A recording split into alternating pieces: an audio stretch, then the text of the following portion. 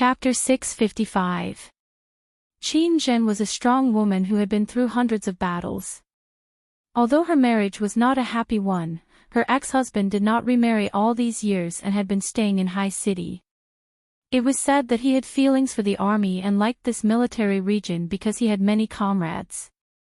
However, in the past 10 years, the Qin family knew that Jiang Liqing had many opportunities to be transferred to a bigger military region. Some things did not need to be said out loud.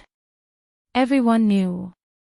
Therefore, Qin Zhen was not only proud of her successful career, but also of two other things. There was a man waiting for her. She could be proud. She was very satisfied with her son. He was the second son of the Jiang family in Jiang district, the grandson of Old Master Qin in High City, the son of Commander Jiang in the military region, and the son of the chairman of Golden Investment. These were the titles that Jiang Zhao had before he was born into society. Later, more and more people would introduce Qin Zhen to others. This was Jiang Zhao's mother, Qin Zhen. When she first heard others introduce her like this, she felt that her eyes were sore. She felt that she had not lived her life in vain. Her son had become successful. She had always been proud, including when she divorced Jiang Liqing and now when Ouyang Xing came to her door to ask her son to take responsibility. As a businessman, face was just a decoration. Qin Zhen sat opposite Ouyang Xing. After saying this, she felt happy. Ouyang Xing snorted and turned to Qin Rongfang, who was sitting in the main seat. "Old Qin, I'm afraid this matter can't be delayed any longer." Qin Rongfang and Ouyang Xing had been friends for decades. It could not be compared to the life-and-death friendship with Xi Jintian and Old Master Jiang, but they had done many mutually beneficial business deals. He knew that it was not appropriate for him to say what Qin Zhen could say. Even if Old Master Jiang was sitting here, he would be the same as him. Sometimes, when a woman stepped forward, things were always easier to solve than a man. Qin Rongfang turned his head and handed the teacup in his hand to Uncle Wu as if he did not hear him. He said unhappily, "Old Wu, what kind of weather is this? How can I drink the tea when it's cold? Go and change it to a hot one." Ouyang Xing felt that he had been defeated. Qin Zhen reached out to Yi Er and waved. She smiled and said, "Daughter-in-law, come to Mom." Yi Er was dazed for a moment. "Mom." Qin Zhen's attitude towards her had always been lukewarm. Yi Er knew the reason behind this. It was impossible for such an aristocratic family to not mind one's birth. Although she was lukewarm, she had never deliberately made things difficult for her. When she was being attacked from both sides, her mother-in-law warmly called herself mother. Yi Er recalled how Zhou was so angry that her father was still lying in the hospital. Tears flowed out of her eyes. Jiang Zhao gave Yi Er a push, and Yi Er walked over to Qin Zhen. Qin Zhen was still seated. Other than Qin Rongfang, who was pretending to be a fool, Qin Zhen had the dignified aura of a head of the family. However, her speech was still very appropriate.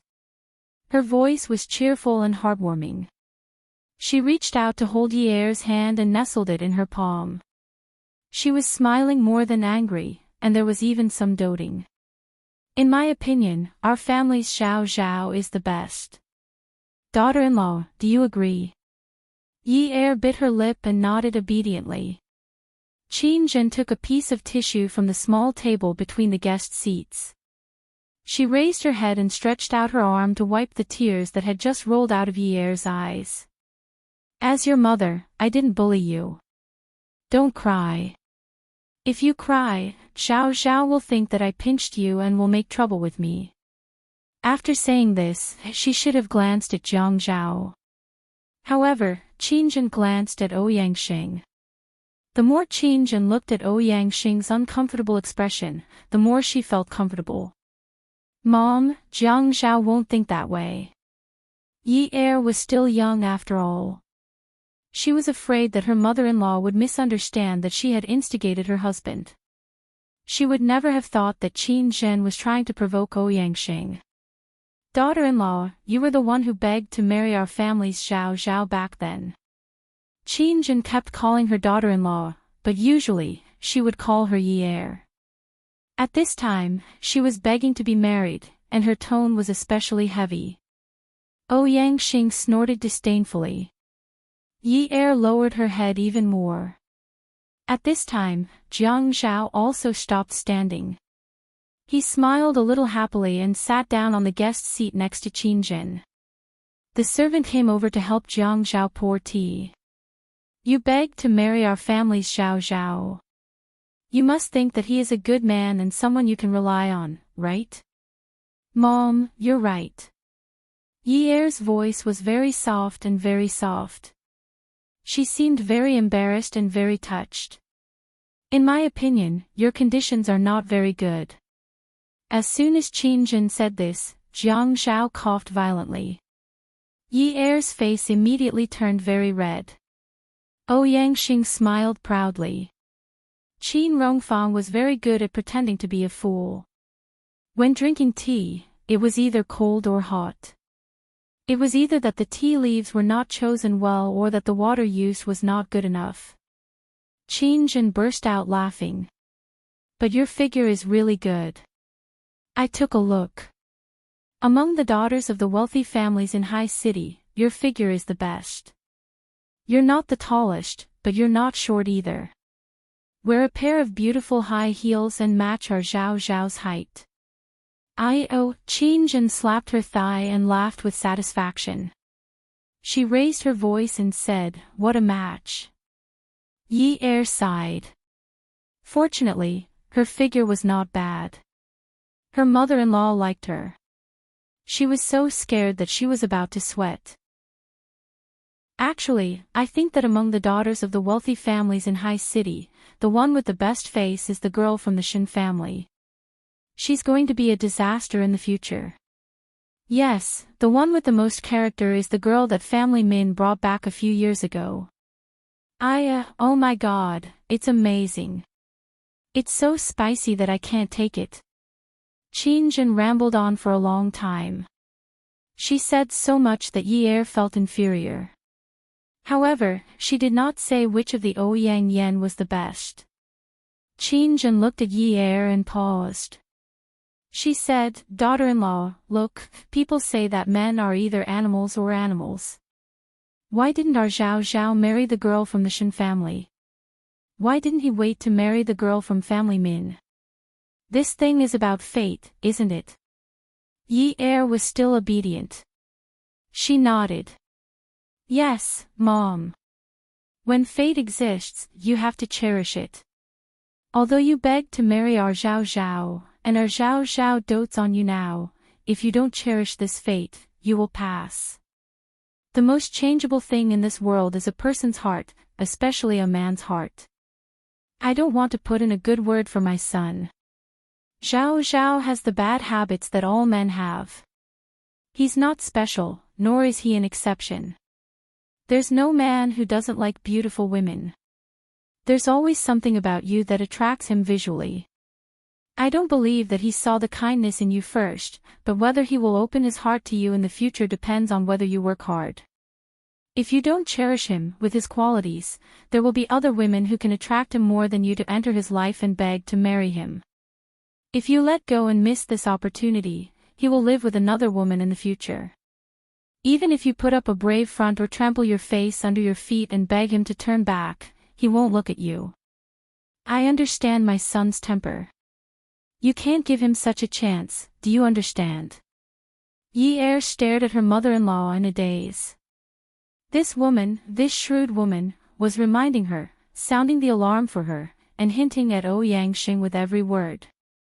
Didn't her mother-in-law's words refer to the relationship between her, Ouyang Yen, and Jiang Zhao? Ouyang Yen missed it. Jiang Zhao was living with her now. Ouyang Yen used all kinds of shameless means to get Jiang Zhao again, but Jiang Zhao wouldn't turn back. Her mother-in-law was cold-blooded and ruthless in her analysis of Jiang Zhao, making Jiang Zhao cold-blooded and ruthless, but it also made her feel motivated. Her mother-in-law was supporting her to protect her marriage. The most changeable thing was a person's heart, especially a man's heart. When it came to marriage, no one was more arrogant and no one had more power. It had to be cherished. It was only now that Ye understood what was going on. Sister Zhen, if you say this about me, she won't believe me in the future. Jiang Zhao was really speechless. These women's words were really harsh. They simply described him as Qin Shimi. Whether she believes you or not, it's up to her. If she doesn't believe you, it's useless no matter how much you say. If she believes you, she can tell from your words and actions whether you treat her well. If she's a heartless woman who can't see the good in you and still chooses to leave you, if you don't want such a woman, your mother won't recognize her. Qin Zhen looked at Jiang Zhao for the first half of her words, and looked at Ouyang Xing for the second half. Then, she smiled meaningfully. Ouyang Xing gripped the hard mahogany armrest tightly. The decoration of the main hall was too retro. The high seats were like those of the rich families in the past, offering incense for the positions of heaven, earth, monarch, parents, and teachers. The smell of incense ashes and candles in the main hall was complex and intertwined. Jiang Zhao saw that Yi Er's back was not as stiff as before, and his heart relaxed a little. He knew that his mother was not scolding Yi Er, but he was still worried that Yi Er would think too much.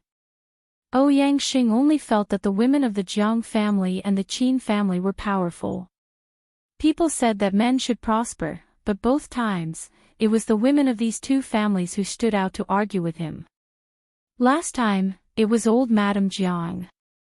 This time, Qin Zhen and the men of the Jiang and Qin families were all dead, so they called the women out to talk. They made him, a man, talk about trivial matters with these women. Qin Zhen, by right, you call me fourth uncle. During this time, you called me fourth master, and Jiang Zhao called me fourth master. If the Jiang and Qin families want to mess up the seniority, I don't want to interfere, but the child is miscarried.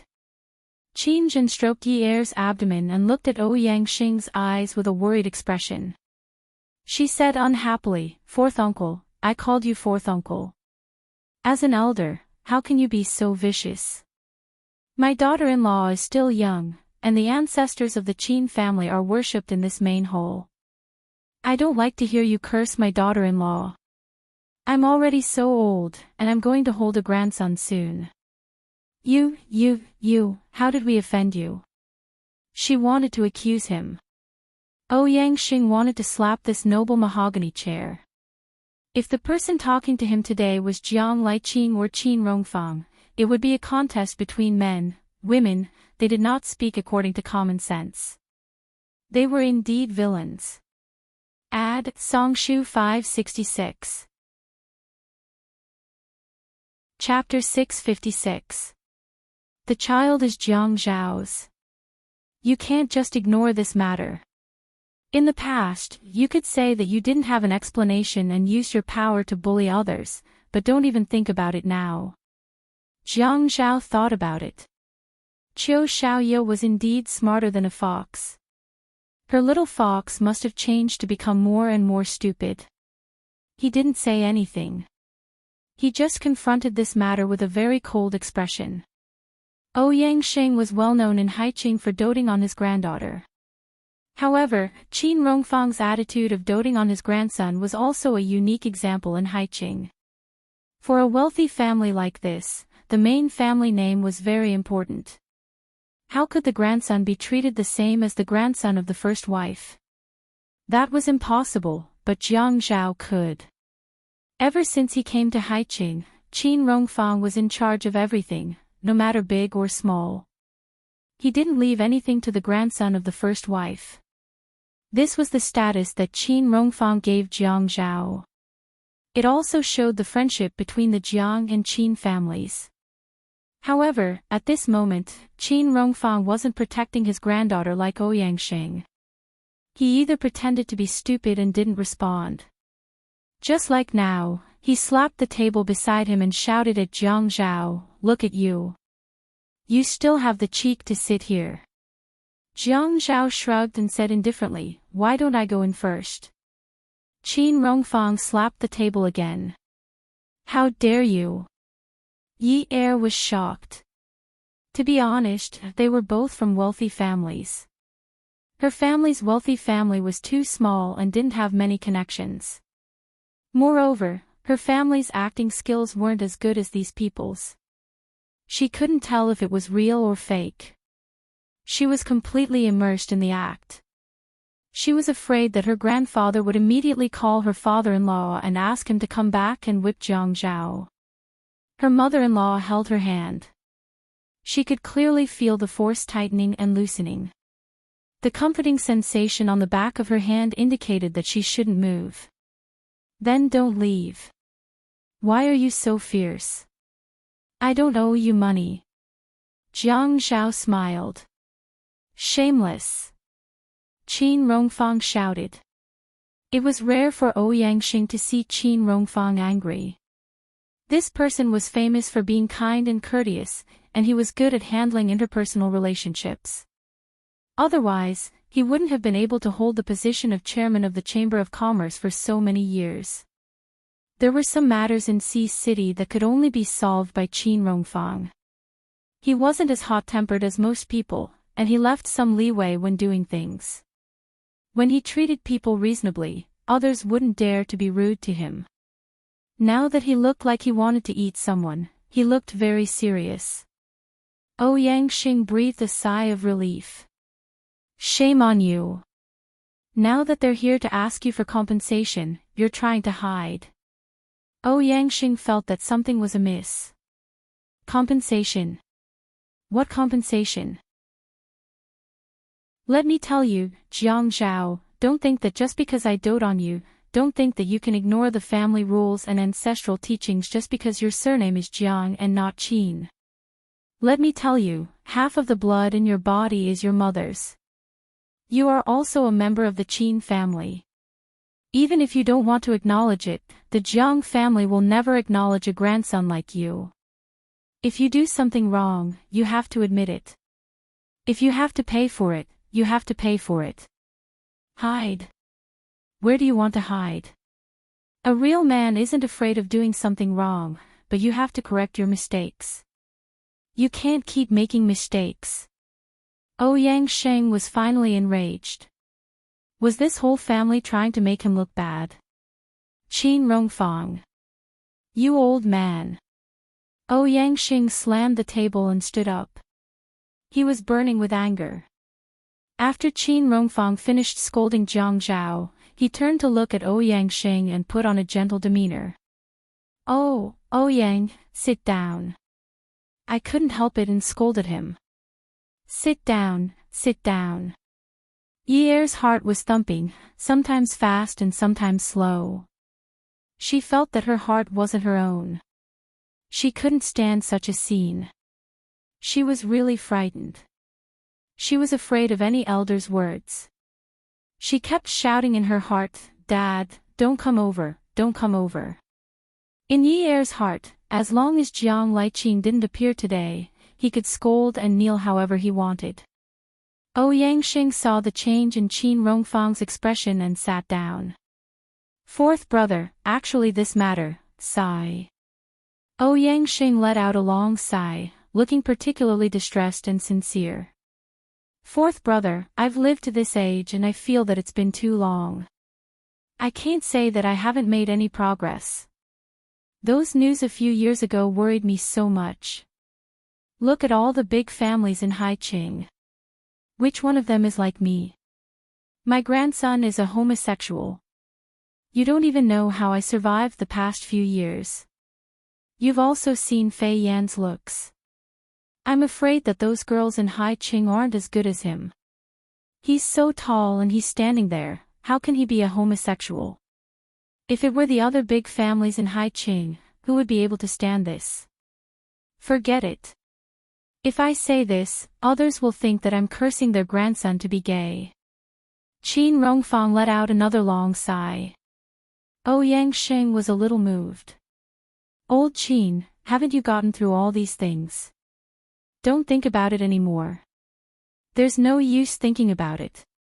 Those years when the news first came out, I didn't even dare to step out of the house. Fourth brother. Qin Rongfang held his forehead and sighed again and again. He sighed sincerely. Those years when you guys asked me to eat together and gather together, I felt ashamed. Really, when I met an acquaintance, the kind-hearted ones would know to be considerate. But some people couldn't. They purposely asked me and I didn't even know how to answer. Those days, I couldn't sleep well day and night. If it were other big families, who would be able to stand it? They would have been angered to death. Sigh, let's not talk about it anymore. Although Qin Rongfang kept saying, sigh, let's not talk about it anymore. Sigh, forget it. But he kept repeating it. If it were other big families, who would be able to stand it? My life is cheap, but I really got through it. Qin Rongfang looked at Ouyangxing. Ouyangxing hurriedly advised, Old Qin, why do you have to say that about yourself? Sigh, you said that my Qin family only has this one seedling. How did I get through all this? In the past, when I went out, I was afraid that people would ask me. I was afraid that people would say that Qin Rongfang's eldest grandson was gay. But now, when a girl looks at my grandson a few more times, I have to kindly remind her, my grandson is gay. Girl, don't like him. If you like him, it'll be tough. Look at me as a grandfather. I've even become a manager. Now that people ask me about Fian, I don't feel uncomfortable at all. If he's gay, then he's gay. So what? When he's going to carry on the Qin family's bloodline, we'll just do artificial insemination or IVF. IVF is enough. Isn't everything else the same? Ouyangxing said, that's right. You're right to think like that. Don't always think of a dead end. That's right. People just can't stand it when they encounter unforeseen events. Just like after Jiang Zhao and your family's Yin girl had that thing. At first, I also felt that it would damage my prestige and image. I was afraid that if it spread out, what would I do? Now that I think about it, no matter how big this matter is, can it be bigger than Fian being gay? Don't you think so? Old Fourth. Ouyangxing obviously didn't know that he had been played in such a roundabout way. This old man. Qin Rongfang, you schemed against me. Qin Rongfang's expression was as indifferent as an immortal's, and his voice was modest and polite. It's not a scheme. If you ask me, this matter is really not that big. Whether the child is Jiang Zhao's or not, I won't respond to this question. I don't know if they have intimate relations, and I don't know about Yen girl's pregnancy. But, no matter what the truth is, Yen girl had a miscarriage. Our Qin family and family Ouyang are family friends. Who wants you to visit? Qin Rongfang didn't care about Ouyangxing's bad temper. What do you think Xiao Zhao should do about this matter? The most important thing is that Xiao Zhao and Yi Yada have a good relationship now. As elders, we all hope that our children and grandchildren will be happy. Yi Yadu is pregnant, and the child in her stomach is legitimate. Tell me, as elders, should we be biased? Yi Yadu is pregnant, and the child in her stomach is legitimate. Which side? Old Fourth, put yourself in his shoes. If it were you, would you be biased? Which side? Qin Rongfang, let me tell you, don't think that you can be like this just because you're sitting in the first seat of the Qin family. Qin Rongfang straightened his body and added a sense of dignity, I don't want to be like this either. We're all doing business, and harmony brings wealth. I also hope that we can live in harmony with family Ouyang for the rest of our lives, but Old Fourth, harmony brings wealth is only one of them. There's also another thing called family harmony and prosperity. In this family, no matter if it's Jiang or Qin, no one is willing to break up. Like Qing and Qin Zhen's example, whether it's the Jiang family or the Qin family, no one wants to see a second example. Therefore, we've been teaching every child that marriage is a big deal. Playing and marriage are two different things. Humph, Qin Rongfang, you're saying things like this now. If your family's Fei Yu ends up like my family's Yun Yun, how can you still say that? Jiang Zhao's and Qin Jin's faces suddenly turned pale. Not good, this was clearly touching the old man's reverse scale. Qin Rongfang's face crumbled. Qin Rongfang's, granddaughter could not be discredited by others. That Fei Yan was willing to degrade himself and bring a bad reputation. On the other hand, Fei Yu was obedient and sensible. Even the least cultured servants in the family would never talk behind Fei Yu's back. How could his granddaughter be compared to Ouyang Yin? Besides, could a girl's reputation be compared to a man's reputation like Fei Yan's? Originally, he was thirsty and wanted to take a sip of tea to quench his thirst. But at this time, he was unable to calm his anger. He stood up abruptly, the veins on his forehead throbbing. He raised the teacup in his hand and smashed it on the ground.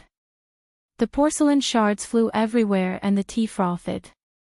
Qin Rongfang had always treated people well and rarely spoke ill of a tiger. But at this time, he looked at Qin Rongfang with an ashen face and said angrily, "If my family's Fei Yu dares to do such a despicable and shameless thing, I'll go to the hospital myself. I'll personally take her to the hospital to get rid of her. She dares to destroy other people's families, I'll break her legs. She still has the face to come knocking and ask others to take responsibility. I, Qin Rongfang, can never afford to lose this face in this lifetime." Jiang Zhao hurriedly stood up and strode over to support Qin Rongfang, patting his back. Qin Rongfang took a deep breath and glared at Ouyang Xing, whose expression had changed greatly. He continued to say angrily, "Lao Si, this is the only time. If you dare to discredit my Fei Yu in front of me again, don't blame me. No. Read.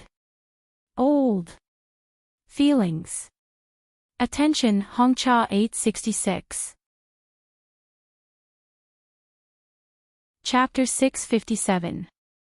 It was rare for Qin Rongfang to be so ruthless. Jiang Zhao knew that this was not the time to add fuel to the fire. Although Qin Jin was still sitting in her original position and did not nervously support Qin Rongfang like Jiang Zhao, the smug expression on her face had disappeared and was replaced by a gloomy expression. However, at this time, she could not move. She could not let Ouyang Xing sense her family's nervousness. At this time, Ouyang Xing was not only angry, but also felt that his self-esteem had been greatly impacted. Although the Qin family was the most powerful family in Haiqing, because of Qin Rongfang's gentle attitude, he had never shown any fear in front of him. His self-esteem had swelled and strengthened in the process. In addition, the family Ouyang's prestige was outside, so he had never had any intention of being afraid of Qin Rongfang. However, at this time, there were 6 people in this house, and one of them was a servant. Not only were the 4 of them working together to deal with him, but Qin Rongfang actually said that he did not care about old ties. This was a hurdle that Ouyang Xing could not cross. He suddenly felt that if he sat down now, he would never be able to raise his head in front of Qin Rongfang. However, if he continued to fight force with force, how could Qin Rongfang's methods be as gentle as they seemed on the surface? However, at this time, blood rushed to his brain rapidly. Qin Rongfang. You and I are irreconcilable. I'll keep you company. Qin Rongfang's answer was sonorous and forceful. He put his forearm on Jiang Zhao's raised arm and said to Uncle Wu, who had been standing at the side, "Old Wu, see the guest out." Ouyang Xing was stunned from this short change of events. It was as if he had been in the human world a second ago and had gone to hell the next second. Irreconcilable with Haiqing's Qin family. He had actually pushed him to such a position. However, his face was bigger than the sky. He raised his head arrogantly, snorted, and turned to leave. After watching Ouyang Xing leave, Qin Zhen let go of Yi Er's hand. The two of them went to support the old master, afraid that something bad would happen to him from anger. Dad, Qin Zhen brushed away Jiang Zhao's hand and helped Qin Rongfang back to the main seat. Are you better? Jiang Zhao and Yi Er stepped aside. Good. Qin Rongfang glared at Qin Zhen. I see that you're not angry at all. Dad, what are you talking about? Qin Zhen sighed. He was really an old child. He was throwing a tantrum now. Qin Rongfang snorted, am I wrong? You and Yu Jing are childhood friends, the two of you have been good sisters since young.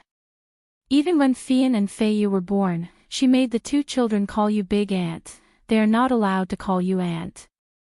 You are her maternal family. Now that she and the child's father are abroad, she entrusted the child to you. How can you sit still when others talk about her daughter like that? Qin Zhen laughed when she saw Qin Rongfang's expression. Dad, what are you saying? Yu Jing likes to enjoy life, so she went abroad with her younger brother to spend some time alone. She left the children at home and asked me to take care of them. I should be grateful that the two children call me Aunt instead of Aunt. Is there a difference? Why not?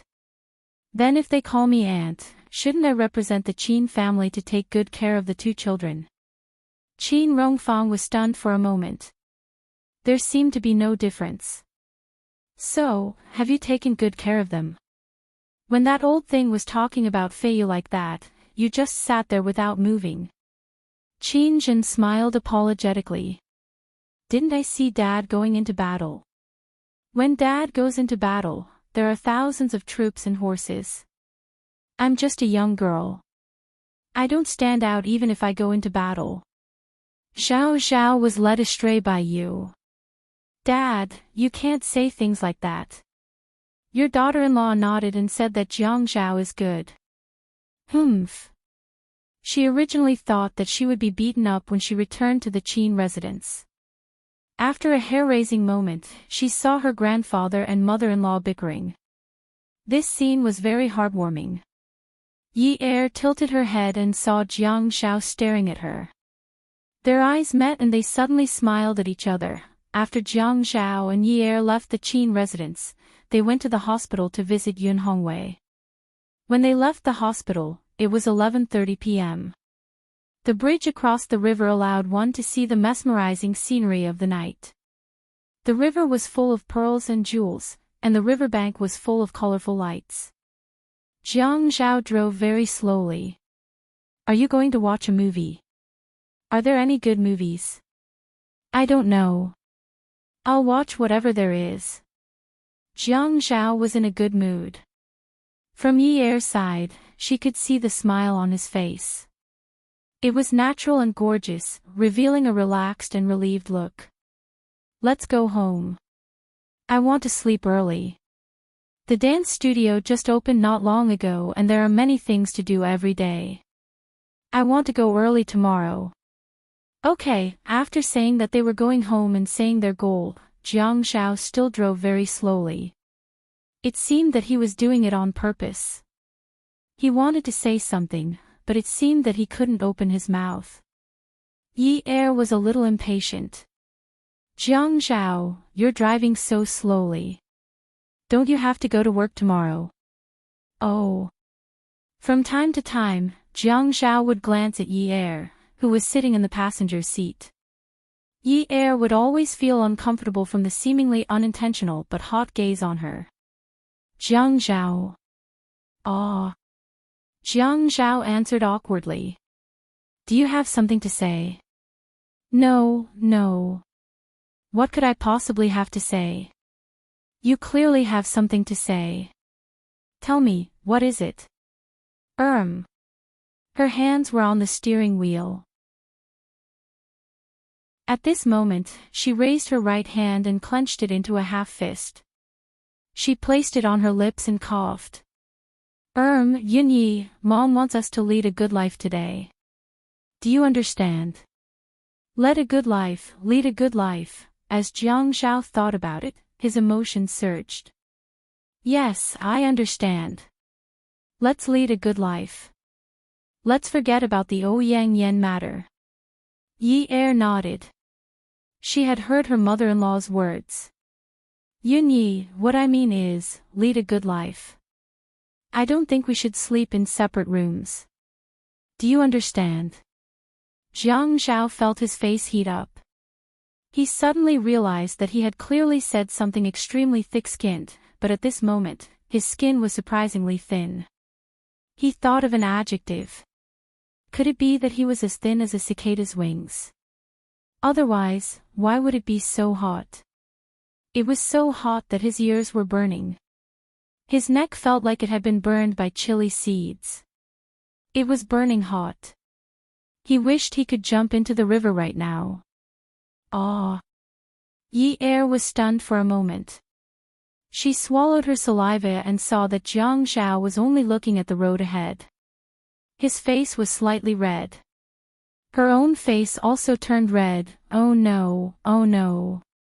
When they were together, they had not even blushed from embarrassment. Now, the two of them had become so pure and innocent. Or could it be that they were not pure and innocent to begin with, so a simple sentence suddenly led to other meanings and caused the two of them to misunderstand in the end? They became embarrassed the moment they misunderstood. Then their faces turned red. Jiang Zhao, isn't it good to sleep in separate rooms? Yi Er felt that if she said right now, okay, don't sleep in separate rooms. Let's sleep together. If she said that, she would definitely be teased. After all, she was a woman. When necessary, she should be more reserved. What's good about it? Jiang Zhao was the first to lose his composure.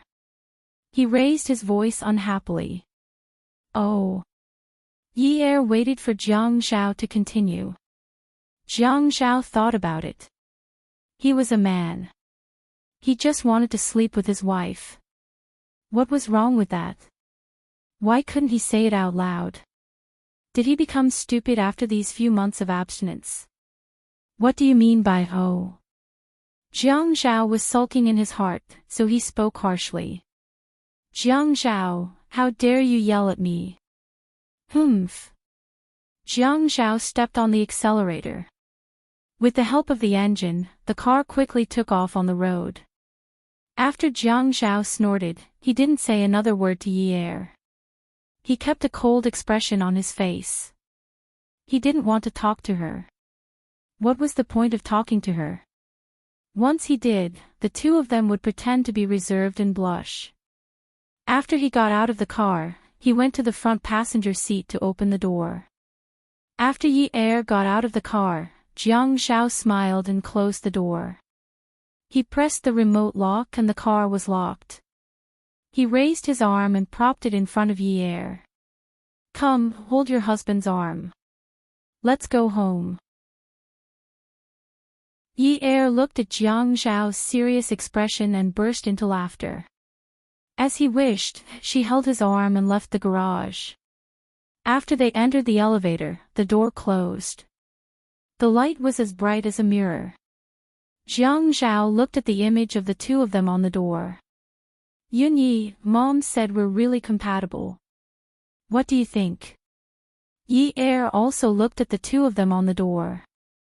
Many things had happened today, so the two of them weren't as neat and tidy as they were when they went out in the morning.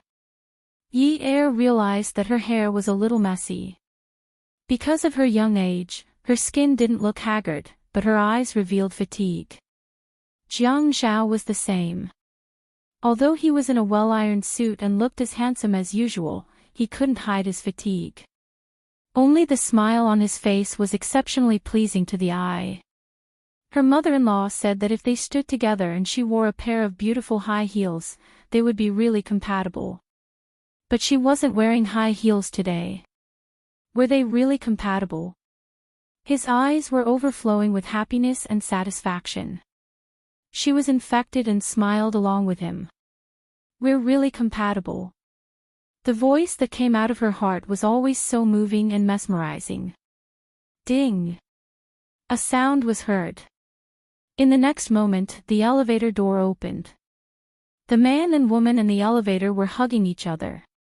The woman stood on her tiptoes and hooked her arm around the man's neck. The man lowered his head and hugged the woman's waist. Their lips rubbed against each other and their teeth melted. The large hand on the woman's waist slowly lifted her jacket and burrowed into her clothes. The moment he touched the soft skin that he hadn't felt in a long time, the man's Adam's apple moved and he groaned uncontrollably. Yi-Er suddenly felt a ball of fire run over her body and burn someone to death. Her body went limp and she snuggled into the man's arms.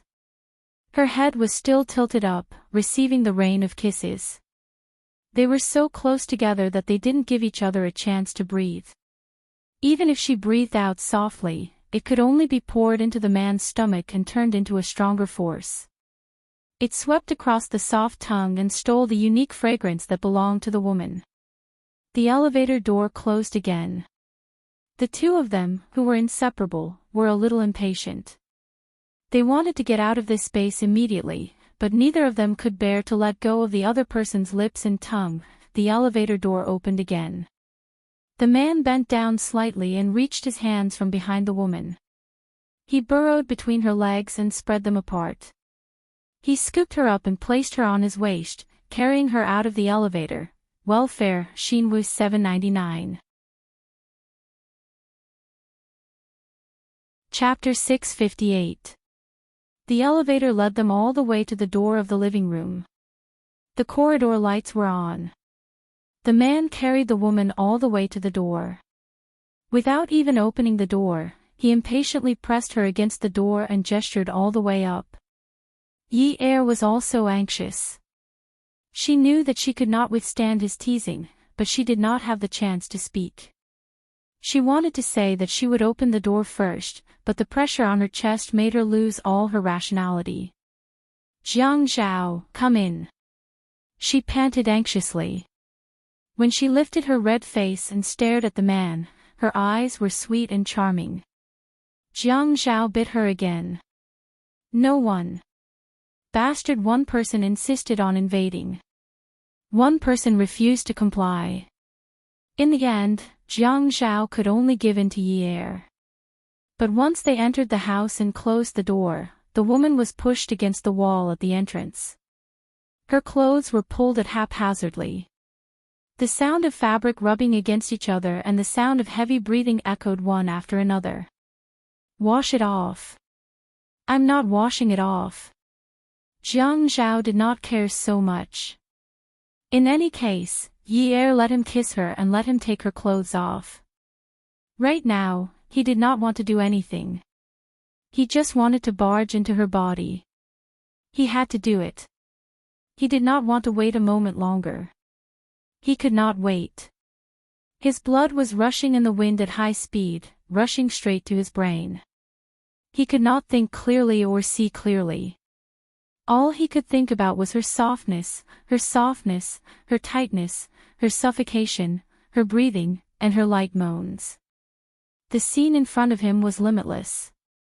The sounds in his ears were so decadent that it tore at his soul. He wanted her. Right now. Their clothes were all on the floor. One big piece, one small piece. They were piled up into a small hill beside their feet. The woman's softness and the man's hard masculinity suddenly collided and instantly intertwined.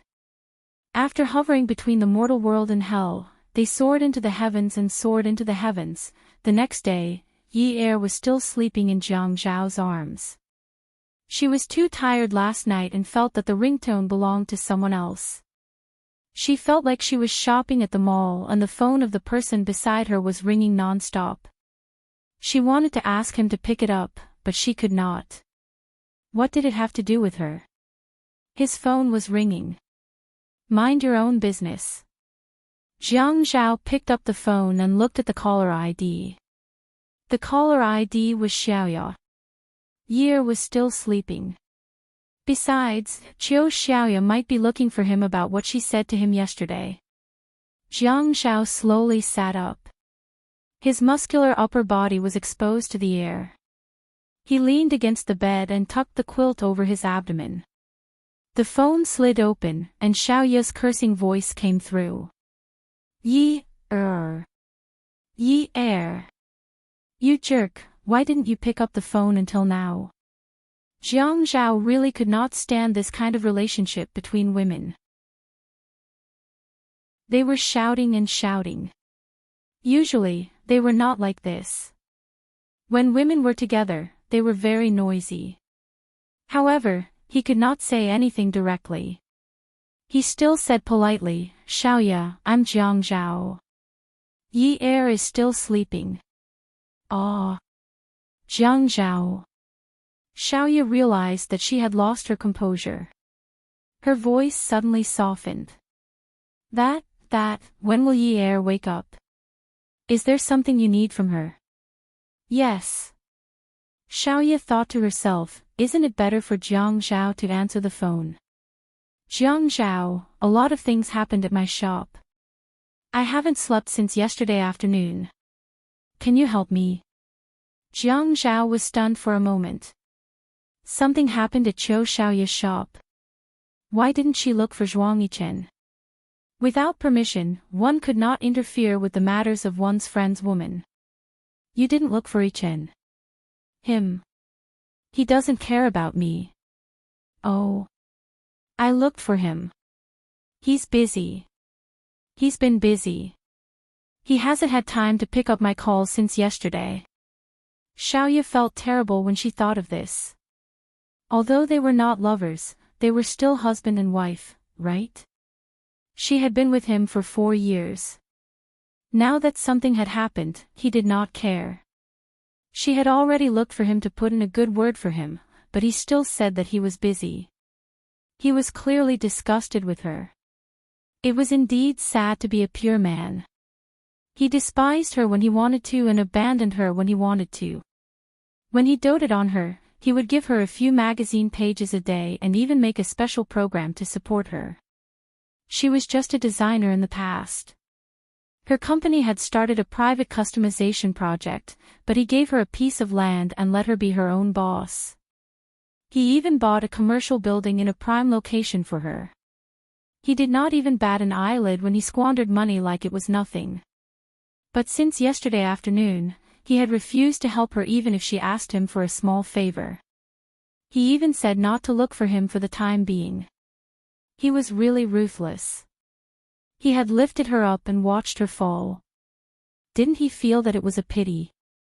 Jiang Zhao placed his hand beside Yi's ear so as not to disturb her. His brows furrowed as he pondered over the matter. Would Zhuang Yichen not care about Xiaoya's matters? Could he believe it? Not at all. If he really did not care, he would not have said that over the phone at the hospital and asked for a guarantee. If someone else touched Xiaoya's shop and Zhuang Yichen found out, it would be embarrassing. Although not many people knew about their relationship, Zhuang Yichen would not lose face even in front of Xiaoya. But Zhuang Yichen chose not to care. What was the reason? Unless Zhuang Yichen did it himself. He really could not care about this matter. Zhuang Yichen was clearly trying to cheer Xiaoya up because of the Ouyang Yan incident. He remembered that Zhuang Yichen was very unhappy about the phone call yesterday. Xiaoya was indeed in a dangerous situation yesterday. It was understandable that Zhuang Yichen was worried. But would it be counterproductive to ruin Xiaoya's business? Xiaoya, I'll remember this. Don't worry. Let me check it out. Thank you, Jiang Zhao. I knew that friends are more useful than him. Jiang Zhao smiled helplessly. He owed Xiaoya a favor. But his relationship with Zhuang Yichen. Sigh, he felt like he was in a dilemma. Don't worry. Go back to sleep. The phone call ended. Jiang Zhao put on his robe, tied it, and went to another room. He called Zhuang Yichen. You did something to Xiaoya, right? Zhuang Yichen did not deny it. Yes. I taught her a lesson. Now that she's here to look for me, do you think I should help her or not? Are you trying to go against me? Zhuang Yichen laughed out loud. Brother Zhao, you really shouldn't help her. Otherwise, you'll be meddling in my private affairs. But Qiu Xiaoye is Yunye's friend. I owe her a favor for what happened yesterday. Don't you think it's unreasonable for me to not help her? But Brother Zhao, you're Zhuang Yichen's friend. We owe each other a lot. It's not right for you to help others go against me, right? Ha. Fine. As long as she doesn't ask you to look for me, I won't help her. What do you think? No. You can't help her. Zhuang Yichen stopped laughing and became more serious. Brother Zhao, you know my situation. I'm surrounded by danger. If Qiu Xiaoye doesn't know how to protect herself, she'll get herself killed sooner or later. She's become more and more disobedient in the past few months. This isn't good for her.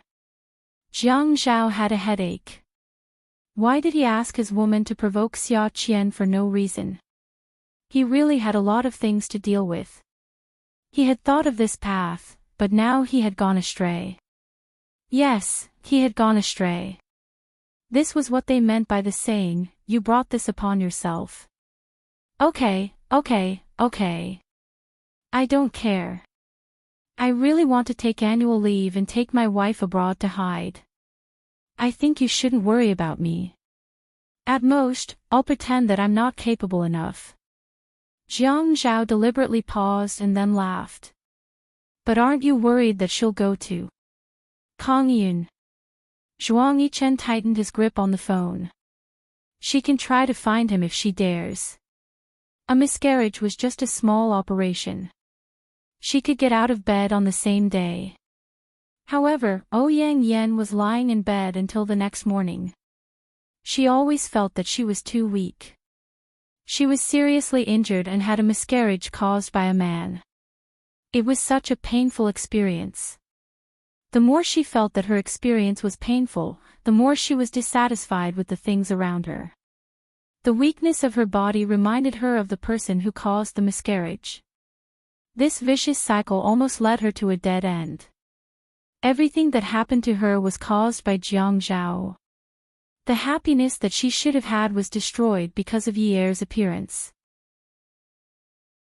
Even if she couldn't have Jiang Zhao, she knew that she would never be able to have Jiang Zhao again. However, if she couldn't have him, she would destroy him. No one would have a good life. This was the only way she could get out of this dead end. Therefore, she lifted the blanket and got out of bed. She used her connections to find the doctor who operated on her yesterday. She had prepared all the money that she needed. Yesterday's doctor, from the surgery to the anesthetist, to the assistant nurses, all of them had taken Xiaoye's money. Although compared to Ouyang Yan, Xiaoye didn't give much, but at that time, everyone felt that it was a lot. Therefore, when Ouyang Yan asked the doctor in charge to bribe him again, the doctor was very hesitant. The number on the check was enough for him to quit being a doctor for the rest of his life. The doctor in a white coat stared blankly at the valid check in front of him that was stamped with the company's stamp and the legal person's stamp. The balance in his heart began to waver. Attention, Songshu 566. Chapter 659. This. The doctor's voice was trembling.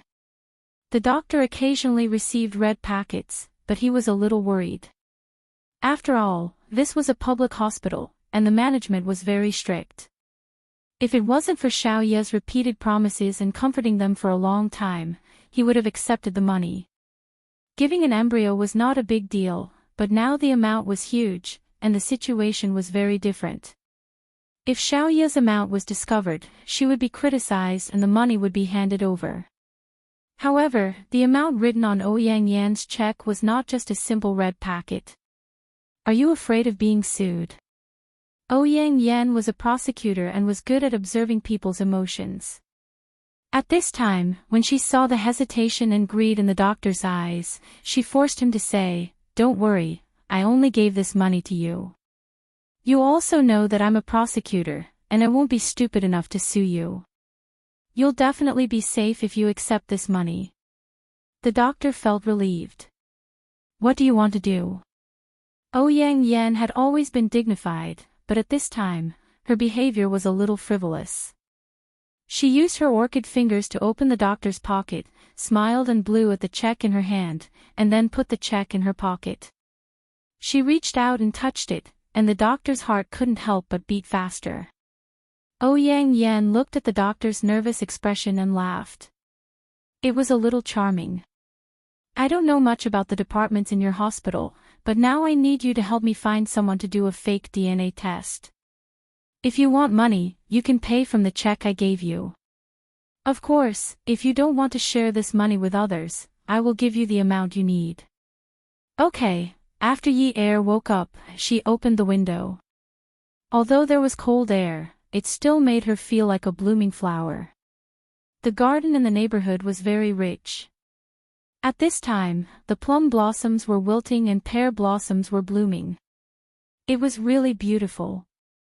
Jiang Zhao didn't let her care about other things, only 3 things: the shop, her studies, and visiting her father in the evening. Her life was fulfilling and relaxing. Jiang Zhao asked Xiaoye to send a photo to communicate with the doctor yesterday, so as not to beat around the bush. Xiaoye couldn't fall asleep anyway, so she volunteered to go with him. Jiang Zhao smiled. When this woman talked about loyalty, she was no worse than a man. At this time, Qiu Xiaoye's eyebrows and hair must have been burned by her own affairs. How could she still have the mood to help him deal with his private affairs? Zhuang Yichen was too heartless. Xiaoye did not drive her own car. Instead, she asked Jiang Zhao to pick her up. After picking up Xiaoye, Jiang Zhao discovered a common problem of women, which was nagging. In the past, he used to think that Xiaoye was a cold and unkind person who didn't talk much. Now, it was completely different. People tend to go to 2 extremes after a setback in their career. They are either very quiet or very talkative. Xiaoye was obviously the second type. Jiang Zhao, you don't know how crazy Zhuang Yichen is. You'd better not be with him. People like him don't care about old friendships when they are ruthless. Jiang Zhao thought to himself, how could he not know what kind of person Zhuang Yichen was? If you said that Zhuang Yichen was ruthless and heartless, that was a fact. But if you said that he didn't care about old friendships, it was a bit unreasonable. If he really had feelings, he was definitely not an ungrateful person. When working with a person, it was not only about the person's ability, but also their character. No matter how outstanding a person's ability was, if his character was bad, you would spend more time on guard against such a person's dirty tricks, and the tacit understanding between you and him would be greatly reduced. He and Zhuang Yichen were both people who knew how to choose partners. Unless they used them for a while and parted ways after cooperating once, they would definitely observe the person's character before cooperating. Xiaoye, sometimes you should see more of his benefits. Jiang Zhao was like all men's brothers, only saying good things in front of other people's female companions. Benefits? I think other than having a model's body and a good appearance, he doesn't have any benefits. At this time, Xiaoye had already degraded Zhuang Yichen in her heart. She didn't want to hear anyone say good things about Zhuang Yichen. The things he gave her were all gone, so he didn't have any benefits. Sigh, there are some things that you should look at. He doesn't need you to earn much money. Is it because you haven't been obedient recently and made him angry? Is that why he won't help you? Jiang Zhao couldn't say that this matter was arranged by Zhuang Yichen, and that Zhuang Yichen was the one who said that she hadn't been obedient. Moreover, Xiaoye was helping him identify people, so he couldn't say that Zhuang Yichen had closed the shop because of him. Xiaoye knew very well that although Jiang Zhao had never exposed her relationship with Zhuang Yichen, it was as clear as a mirror in everyone's hearts. She sighed. He's never asked me to do anything. He just wants me to be there when he wants me to be at Qingfeng Garden. He never cares about anything else. Even when she had a headache or fever, there was no one by her side. Xiaoya felt a little sour in her heart. She felt more and more that a woman should find a man who loved her. What was the use of having a lot of money? Her career was gone just like that, and there was a pile of compensation waiting for her to deal with. If there was a man who loved and cared about her right now, how could he bear to let her worry like this?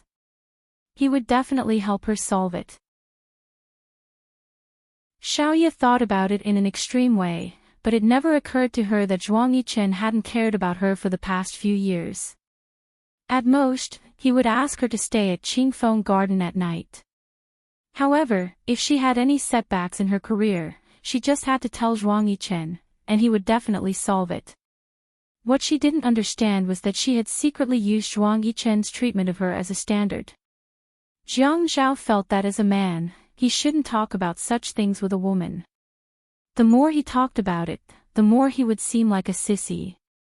However, Qiu Xiaoya was Yi Er's good friend. Yi Er seemed to be very calculative, but he was actually very good to his friends. Although he didn't dare to hang out with Jingling because he was afraid of Jingling's mother, he still wanted to help Jingling get some business. Even his colleagues in the building asked him if they could go to Jingling's photography studio to take care of business. Qiu Xiaoya and Xia Qian were also considered her friends. Last time, they had argued so fiercely that she wasn't allowed to hang out with that perverted girl, Xia Qian, but she didn't listen to him. Thinking about it, he didn't have much time to spend with her. It was always good to have friends to prevent depression. She wasn't depressed anymore. He had to treat her friends well. There was nothing much to say. However, it was a little depressing to talk to a woman who wasn't his wife. He couldn't possibly talk bad about Zhuang Yichen together with Qiu Xiaoya, could he? Xiaoya, do you remember how many of those people from yesterday? Xiaoya saw that Jiang Zhao had changed the topic. She was suspicious for a moment, but when she remembered that this was the most important thing of the day, she got used to it. She no longer slumped in her seat like before. Instead, she sat up straight and looked at Jiang Zhao. I remember them. I also remember their faces. Actually, it's okay. I just need to find the doctor in charge and the one who did the DNA test for me. The DNA test results won't come out so quickly. It's always good to go and greet them. Okay. You can help me identify them later. Okay. There were many people in the public hospital, and if she wanted to find someone to give them a red packet, it would be a very troublesome matter. Even though Youngya was a smart girl, and she had a lot of dealings with rich ladies and young masters, she was not a big problem in public relations. That was why she was able to successfully give them the red packet. A few doctors who managed to bribe them felt that Xiaoya was a good person. But when the doctors and nurses were called to the director's office and saw Xiaoya and Jiang Zhao together, their legs went soft. Jiang Zhao was the deputy mayor of High City. Everyone was talking about him. He was the best candidate for the next mayor, and no one could challenge him. In the director's office, the director and Jiang Zhao each sat on a sofa. Xiaoya dragged an office chair and sat behind Jiang Zhao's sofa. Originally, it was a big deal for the mayor to visit the hospital. But the director asked them to keep it a secret. Jiang Zhao was not stupid enough to say that he might be the father of the Ouyang Yan's fetus. Thank you for your hard work yesterday. Have a seat. Jiang Zhao had inherited the humility from the Qin and Jiang families. That's why people called him a sly fox behind his back. They also praised him for being a good person. A few doctors and nurses looked at Xiaoya, who was sitting calmly behind Jiang Zhao, and their hearts palpitated with fear. Did they not get any money this time? Instead, they were fished by others. The fish hook was probably going to be dragged out, right? It was a small matter if the hook was pulled out. But if the hook was pulled out, the hook would bleed, and the fish would die. The young nurse could not stand such an atmosphere. She felt that her brain was short of oxygen. She needed to be put on an oxygen mask. When she was about to fall, her colleagues quickly supported her. The director saw that no one dared to sit down and added, "Pull a chair and sit down. Don't just stand there." The few of them quickly pulled a chair and sat down. "Mayor Jiang, what are you talking about? The hospital is here to save lives." A few doctors and nurses were too scared to say anything. The director could only reply to Jiang Zhao with a smile. Miss Chiu brought her friend over for the operation yesterday. Jiang Zhao's gaze calmly swept over the few people who were already sitting in a mess. However, he stopped halfway through his words. Someone took a deep breath. Mayor Jiang. He stuttered and did not dare to continue. "I am here today for no other reason.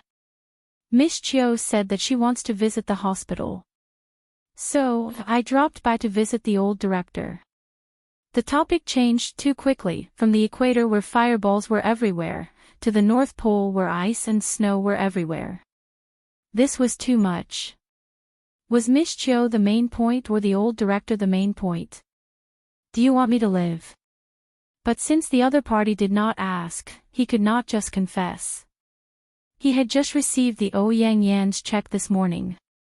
The doctor looked at Jiang Zhao's calm expression and felt that he did not have long to live. Attention, Xinwu 799. Chapter 660.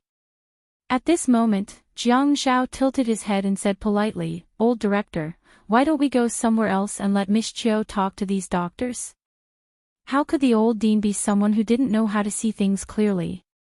He knew this matter was not simple, but it was not convenient for him to ask. Even the mayor was beating around the bush. What else could he say? "Okay." At this time, Xiaoye called out to Jiang Zhao, who had already stood up, "Brother Zhao, I'll come to you later." Jiang Zhao smiled. "Okay." When Dong Xuebing called him Brother Zhao, everyone who was involved in Ouyang Yan's surgery felt nervous. When only Little Ye and the doctor from yesterday were left in the office, Little Ye stood up. She thought to herself, "It's really different to have power and influence. How much effort did I put in to give the red packet yesterday?" Once Jiang Zhaokai came out, it was immediately settled. "I am here to thank all of you for what you did yesterday." When Xiaoye said this, the nurse rubbed her leg. "Sister, don't thank us like this." She sounded like she was about to cry. "How can I do that? If I don't thank all of you, what if someone else thanked all of you before me?" Xiaoye said as she looked at everyone. The doctor who received Ouyang Yan's check wiped the sweat off his forehead. He knew Ouyang Yan was a public prosecutor, but he also knew that Jiang Zhao was the deputy mayor. Sometimes, you will only know what it means to be a wolf in the front and a tiger in the back. Xiaoye had been young and inexperienced when she first started her career. However, after she became a boss in recent years, she was used to seeing people's expressions.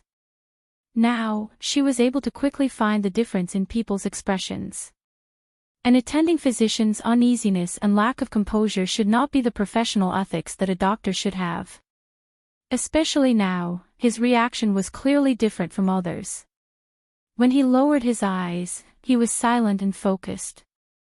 When he clenched his fists tightly, he was frowning tightly. All of these indicated that he was deeply tormenting something. He was weighing the pros and cons. "Actually, I am not here to say anything. I just want to remind everyone that there should not be any changes in this case. If not, it will not be good for everyone." Xiaoye said and purposely looked at Jiang Zhao's seat. Dong Xuebing was threatening Dong Xuebing. "Absolutely not. Don't worry, Miss Chiu. Absolutely not. We promise not to tell anyone about this." Xiaoye said after a while. "Sorry for wasting everyone's time. Let's get back to work." In the end, she asked the doctor in charge of the DNA to stay. The doctor, who had received Ouyang Yan's money, suddenly trembled. Did he really eat hot charcoal this time? Xiaoya asked the doctor in charge of the DNA to stay. He did not say much.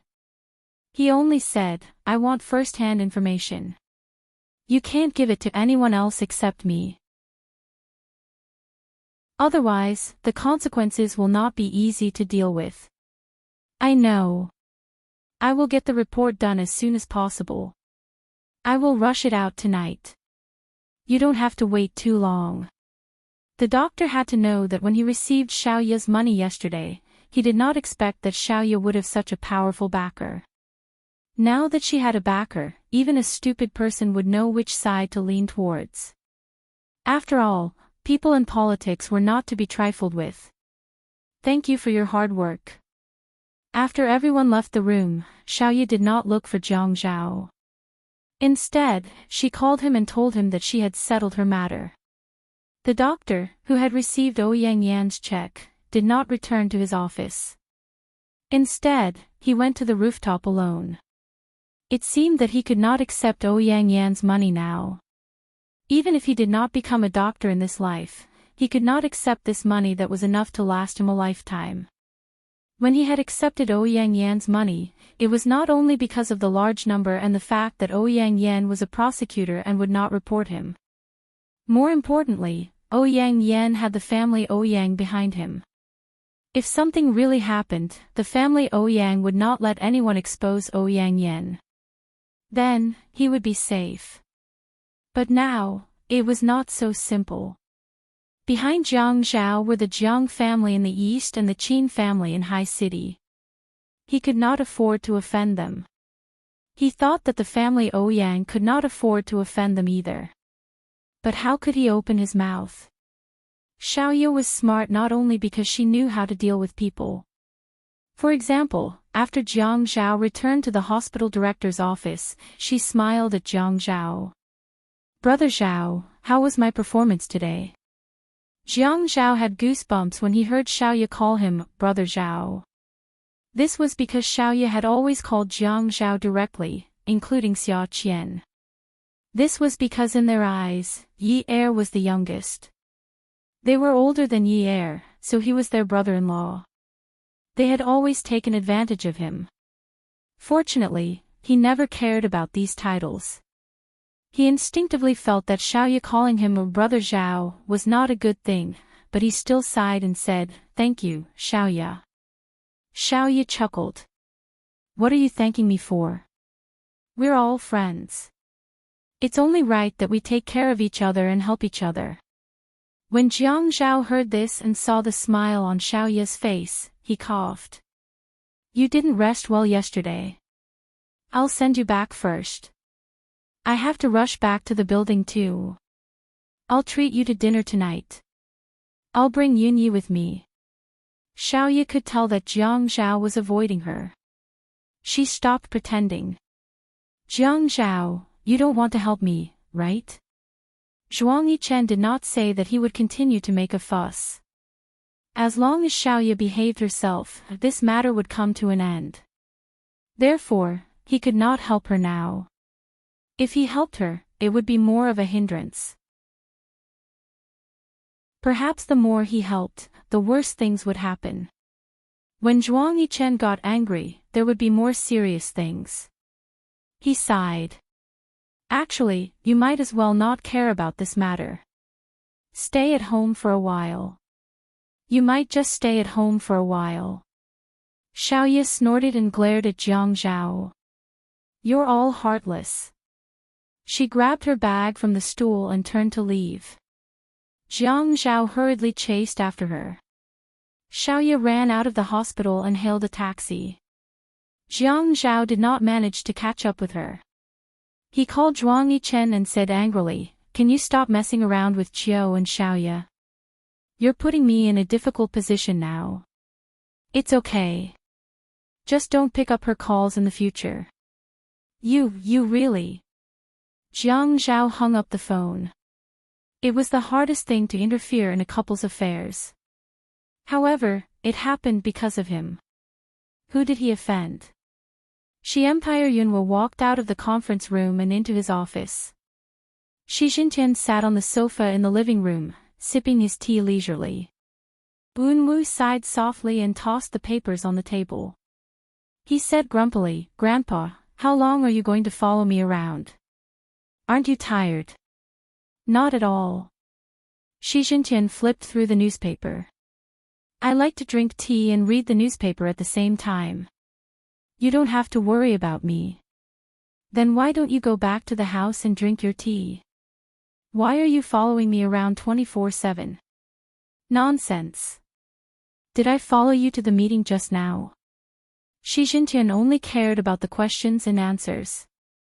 He did not even raise his head as he flipped through the newspaper. It was as if he was looking for a piece of news that piqued his interest. Yunwu's face was as beautiful as jade. When he got angry, his clear eyes suddenly became angry and angry. "You're going to drive me crazy if you keep staring at me like this." Shi Jintian tossed the newspaper on the sofa. "Drive you? You promised me before that you wouldn't look for Jiang Zhao's wife. Didn't you go after that?" "That's because something happened to her. I just went to take a look." "Don't talk nonsense with me.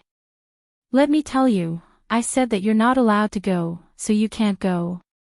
If I hadn't been following you around all this time, would you have been so obedient?" "That's right, I'll remove all your spies. You, just endure for a while. I don't believe that you won't be able to live if you don't get any news about her." Unwu knew very well that there must be something wrong with the spies if there had been no news for such a long time. He was not surprised that his grandfather had replaced them. However, he still felt very uncomfortable when his grandfather said this. "Yes, yes, yes. Your brotherhood is the most important thing. Do you want me to write a written pledge for you?" "No. A written pledge will be gone once it's burned. You have to tell me with your own actions. When all the paintings in your studio are replaced with those of other women, I'll set you free." "Grandpa." Unwu stood up and stared at his grandfather, who was sitting on the sofa. He wanted to smash a hole in the table. "Then you can continue to follow me around like this." Asking him to throw away those paintings, he might as well take his life.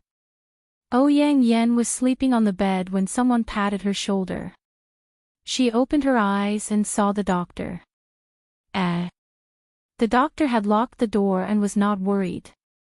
But when Ouyang Yen saw the doctor placing the check on her blanket, she sat up. "What do you mean by this?" "Miss Ouyang, I cannot accept this money." "You cannot accept it. Is it because the DNA test did not work? How much does he need?" The doctor hesitated. He could not tell Feng Yu that it was because Mayor Jiang had asked him to accept the check. "It's not about the money. No matter how much the check is, I cannot accept it. The hospital has regulations. We cannot accept red packets." Ouyang Yen suddenly laughed. Are you trying to act all high and mighty in front of me? You had promised me this morning." Stopping there, Ouyang Yen smiled again. Her originally pure smile was overshadowed by a sinister look, and her words were filled with provocation. "Do you think I didn't hold back? I had recorded our conversation this morning. Even if you refund me the money, you will still accept it. You can choose now." Welfare, Hongcha 866. Chapter 661. You. The attending doctor looked at the check on Ouyang Yan's blanket and lost his balance. He stumbled a few steps back and almost fell to the ground.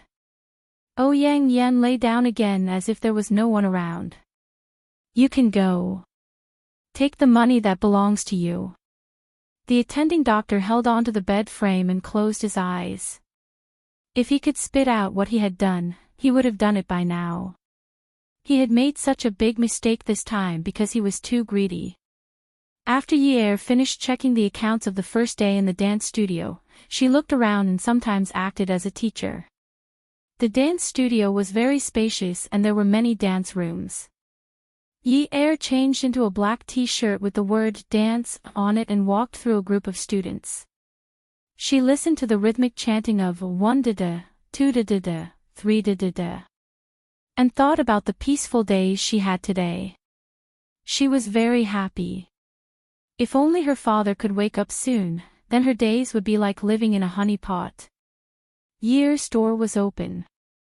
Just as Jiang Zhao had expected, there would be a lot of people coming to buy cards, regardless of whether they could use it or not. If they wanted to buy cards, they would buy the most expensive ones. They wanted to get closer to Yi Er so that they could get closer to Jiang Zhao. Yi Er also understood the pros and cons of this, so when she ordered the package, she separated the most expensive package into several different packages.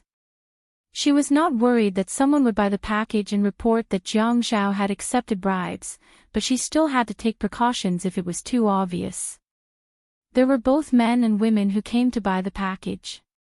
Some men in their 50s said that they wanted to train their bodies and learn how to dance, but not only did they not know how to dance, they probably did not even know how to dance.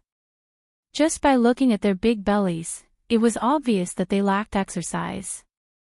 Their actions were too obvious.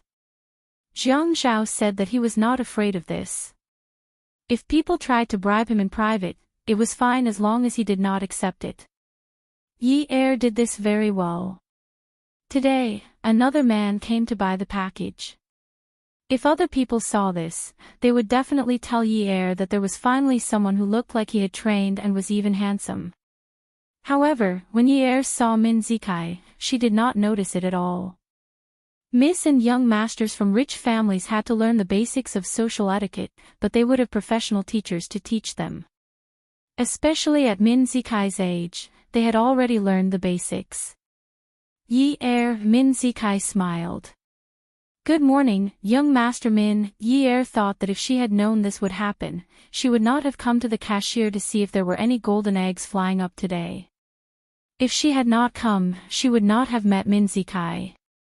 She really felt uncomfortable just looking at him. Although she and Qing Su were siblings, she had never felt this way when she saw Qing Su. Min Zikai was a disgrace in her life. No one would be willing to ignore their past disgrace. Yi Er had always been distant from Min Zikai. Min Zikai smiled and said, Yi Er, I'll take care of your business. Sure, I'll arrange for someone to serve young Master Min, Yi Er said generously to the cashier, give young Master Min a 10% discount. Pfft, the cashier was a young girl. This was the first time she had heard the boss give a 10% discount. Many of the boss's friends were given a 30% discount. The reason was that they could not refuse to accept money, but they could not take money from their friends. The premise was that they did not suffer a loss. Actually, they could all make a profit. The cost was not high. This 10% discount was too shabby. However, she still put on a sincere smile and said, okay. Min Zikai's smile also froze. That girl, Qing Su, had said that she had applied for a card at Yi Er's place and had a 40% discount. What did 40% mean? But now, he was giving him a 10% discount. Did he hear wrongly? This was not a matter of money. This was a matter of status. What did it mean? It meant that Yi Er valued that girl more. Yi Er quickly left, saying that he had a lot of things to do. He left Min Zikai to his assistant. Opposite Yi Er's dance studio was Xiao Ye's custom-made studio. It was not open today. The iron chains on the glass door clanged as someone fiddled with them. The man wore a baseball cap on his head. The front of the cap was very long and low, so his face could not be seen clearly. However, the stubble on his chin could be seen clearly. He was very tall and wore a thin jacket. His hand touched the iron chain as he raised his head to look at the opposite building. When he looked up, the sun shone into his eyes. He narrowed his eyes slightly and released a murderous aura. This was the man who had been mistakenly called a pervert by Qing Su when they went to the private hospital for a checkup. Jiang Zhao had been looking for him for a long time. However, he was good at anti-tracking. How could he be tracked down so easily? He had been quiet for such a long time so that these people would let down their guard. He had basically figured out this woman's route. This was the person that the buyer wanted to kill. However, the person he wanted to kill the most now was that girl, Qing Su. If that girl had not hit that car, how could his brother have gotten into an accident? He could not rush them. Last time, it was because he was not stable enough that he encountered such an accident. The attending doctor asked the DNA appraiser, "What did Miss Chiu say to you just now?" The DNA appraiser said, "No, nothing. Don't try to avoid it. You also took her money, right?" "What?" The DNA appraiser was shocked. Although they were colleagues, he was not in the same department as the surgery team. There was always an inexplicable gap between them. "What nonsense are you talking about? The people who were called to the director's office today were all paid." The attending doctor asked the DNA appraiser to the rooftop. The February wind was still a little cold, but it was refreshing. At this time, he was so annoyed that he lit a cigarette and took a puff. "We all know that, right?" The DNA appraiser did not dare to speak. Trouble came from the mouth. The hospital was a place of conflict. Not to mention the tense doctor-patient relationship, even the competition between doctors was a smoke-free battle. Although they were in different departments, they had to be careful. Sigh. The DNA appraiser only sighed. He did not admit or deny it. "Do you feel that we are in trouble this time?" The attending doctor turned his head and looked at the person next to him worriedly. Yes. Perhaps it was a habit formed in his work to only talk about work-related matters. He was a man of few words. "I'll give you a sum of money. Are you willing to change the test result? It's a very large sum of money. It's enough for you to live a lifetime without working in the hospital." The DNA appraiser was so scared that he immediately quivered. No. He was not a fool. He did not dare to do such a thing, especially after knowing that Miss Chiu was backing him up. He could not let anyone change the first-hand information. Some things were not about how much money he could earn or spend in his lifetime. If he had so much money, he might not have the chance to spend it. He might cause his family to not live a peaceful life. He could not take this risk. The attending doctor laughed self-deprecatingly and patted the DNA appraiser's shoulder. "I just said it casually. Look at how scared you are." Ha! As Jiang Zhao had made plans to go to the hospital in the morning, he had a lot of time to spare. Therefore, he had arranged everything in the morning and pushed his working hours to after the lunch break. He did not want to go to the building at this time. He wanted to sit at Yi Er's place. Anyway, they could have lunched together before going to the building. Everyone knew that Yi Er was his wife and had opened a dance studio. There was nothing to hide. He went to Yi Er generously. It was the same every time. But when he saw Min Zikai running around in the dance studio, he was unhappy. Last time, young Fan said that Qing Su had stopped him. Although she said that she wanted to teach Min Zikai a lesson, he was unhappy. But after thinking about it, if Qing Su had stopped him, maybe Qing Su did not want to see anything happen to Min Zikai. Even if he knew everything, Yi Er owed Qing Su a life. He could not be too ruthless. After that, he called young Fan and told him to forget about Min Zikai for the time being. It was not a big deal to see Min Zikai outside, but this was Yi Er's territory. What was Min Zikai doing here? Your boss, Yun Yi, was here just now. Where did she go now? Where is her office? Min Zikai grabbed a staff member and questioned him carefully. Jiang Zhao walked over and patted Min Zikai on the shoulder. Min Zikai turned around. When he saw Jiang Zhao, his face suddenly turned cold. Jiang Zhao smiled like a gentleman and said, "Young Master Min, you're really free. What are you doing here?" "I'm here to learn about international dance from Yi Er." Min Zikai had always felt that he was not inferior to Jiang Zhao. Moreover, ever since Yi Er and Qing Su's accident, he clearly noticed that Jiang Zhao's attitude towards his father had become friendlier. Jiang Zhao must have felt that he owed family Min a favor. The more he thought about it, the more his sense of superiority suddenly rose. "Actually, I learned international dance from Yi Er. When she was 10 years old and practiced dancing, I was the one who accompanied her. After that, when I learned international dance, she was the one who became my dance partner and practiced with me." Min Zikai became more and more enthusiastic as he spoke.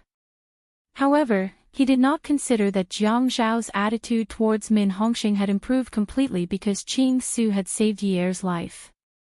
Min Hongxing also doted on Qing Su very much, so it was natural for him to feel sorry for her.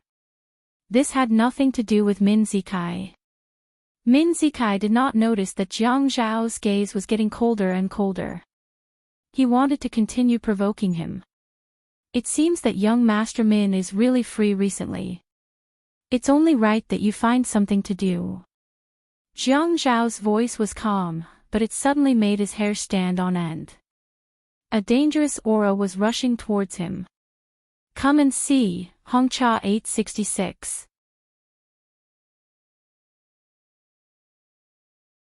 Chapter 662. It's none of your business whether I'm free or not. In any case, I've already booked a card here. Min Zikai turned around and asked the staff member. Jiang Zhao gave him a look of disdain and called Yi Er. "Why do you accept anyone who comes to book a card?" Yi Er was stunned.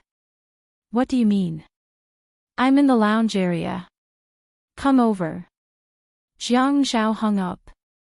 When Min Zikai heard Jiang Zhao's call, he immediately turned around. "Yi Er changed your cell phone." Jiang Zhao's smile was still gentlemanly, but there was a hint of malice in it. "I didn't change it. I just didn't want to pick up your call." Yi Er knew that Jiang Zhao's tone wasn't good, so she hung up and headed to the lounge area. At this time, most of the students were in class, so the lounge area was very quiet. Even if it was very quiet, Jiang Zhao would usually go to the office to look for her. He always felt that it was a little inappropriate. But now, he was directly waiting for her in the lounge area. But once she got there, Yi Er finally understood. With Min Zikai around, she couldn't possibly bring Min Zikai to the office, right? "Tell me, are you going to accept anyone who comes to book a card?" Jiang Zhao asked unhappily when he saw Yi Er. Yi Er looked at Min Zikai and then hooked her arm around Jiang Zhao's. "Ah. If there's business to be done, I have to do it." After Yi Er said that, she gave the staff member a look and gestured for him to leave. When Jiang Zhao saw that the staff member had left, he became even more stubborn. "You're not allowed to do business with him." When Min Zikai heard this, he stepped forward. "Why should I?" "Because I think you're ugly." Without anyone else around, Jiang Zhao didn't really care about his image. When he spoke, there was a hint of willfulness in his tone. "You're good-looking. You're the ugly one." Min Zikai was so angry that his face turned red. Jiang Zhao laughed and said, "Why don't you take a look at yourself in the mirror? Then you'll know what's going on." "Still asking? Aren't you embarrassed?" Yi Er held on to Jiang Zhao's arm and bent over in laughter. Jiang Zhao pulled her up and asked coldly, "What are you laughing at?" Yi Er stood on her tiptoes and kissed Jiang Zhao's face. "Hey, honey, he's not as good-looking as you. I swear, he's not as good-looking as you. You're the most handsome one. No one can compare to you." Jiang Zhao was amused. His heart was flying with joy. The smile on his face froze for a moment and then twitched. He looked very unnatural and embarrassed. He glanced at Min Zikai provocatively and said to Yi Er, let's go eat. Min Zikai was hurt, not because of Jiang Zhao's provocation, but because of what Yi Er had said to curry favor with Jiang Zhao. It had really hurt him. It was only 8 o'clock at night. The DNA technician called Xiaoye and told her that the results were out. Xiaoye called Jiang Zhao and asked if she wanted to go get it or if he wanted to go get it himself. Before Jiang Zhao could say anything, Xiaoye sighed and said, let me go. Although you're heartless, I can't be unjust. It's not very appropriate for you to go get it. People will suspect you. It's not good to have one more person suspect. Jiang Zhao thanked her. After hanging up, he thought that Zhuang Yichen treated Xiaoye differently for a reason. A smart woman like her knew how to grasp people's hearts. He now felt a deep sense of guilt. The scales were tilted towards Xiaoye. He even thought that if he helped Xiaoye, Zhuang Yichen would probably not take it seriously when he reconciled with Xiaoye in the future. Jiang Zhao also took his own sample for a DNA test. He wanted to wait for Xiaoye's report to be out and then compare it. Xiaoye drove to the hospital. She thought about it more in the afternoon. She couldn't blame Jiang Zhao for this matter. She had her own business and came in contact with rich madams and company directors.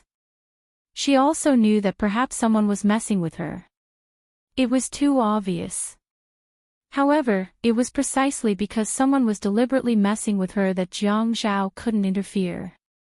The people she came in contact with also had powerful backgrounds.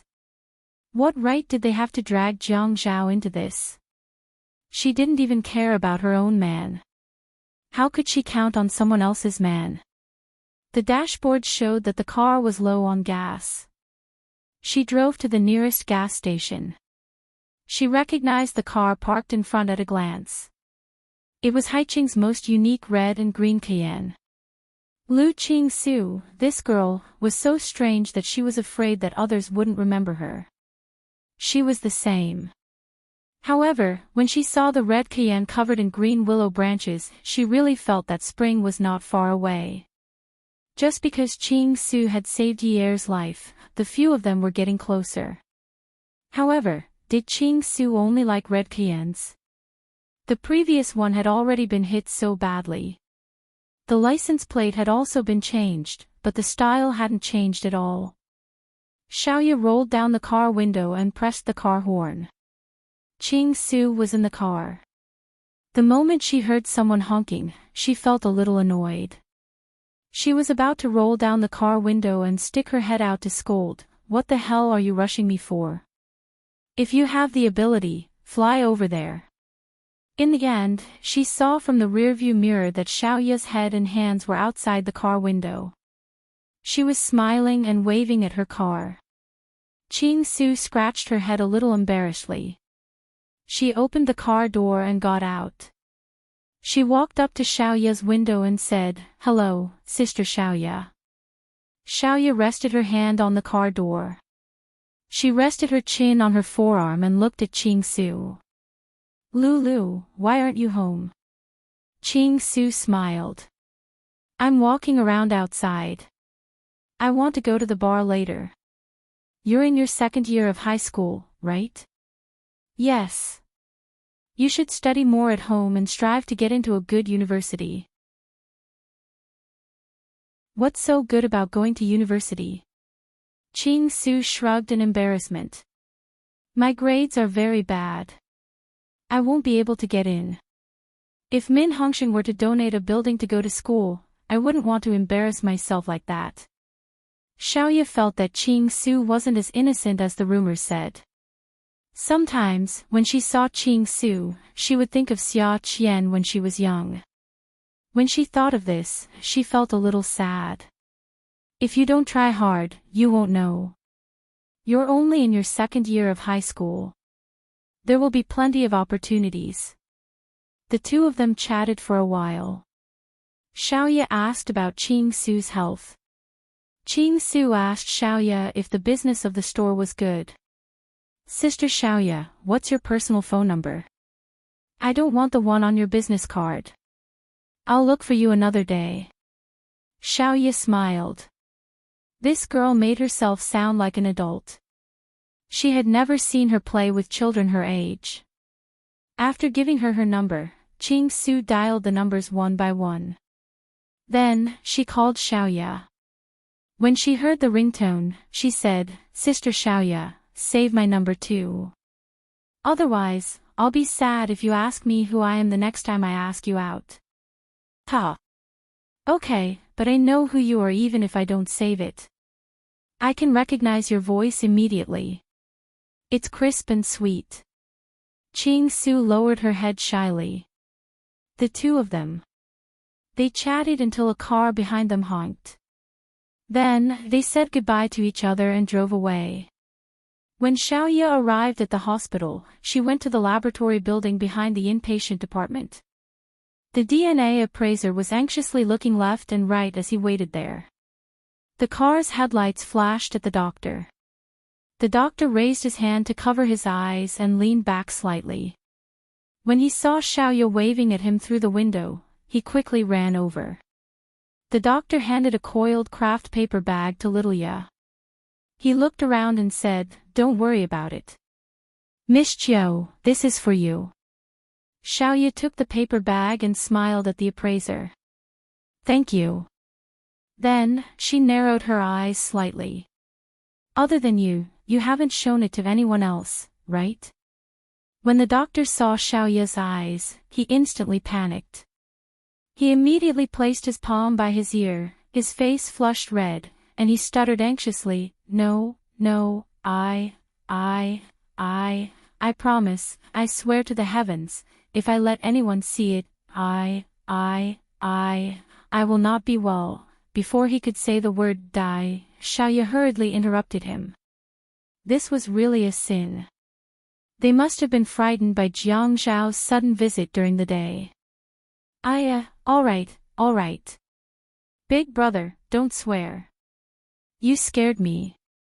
The doctor suddenly heaved a sigh of relief. "Miss Chiu, don't scare me like this. I've been so nervous all day. I wouldn't dare to do anything.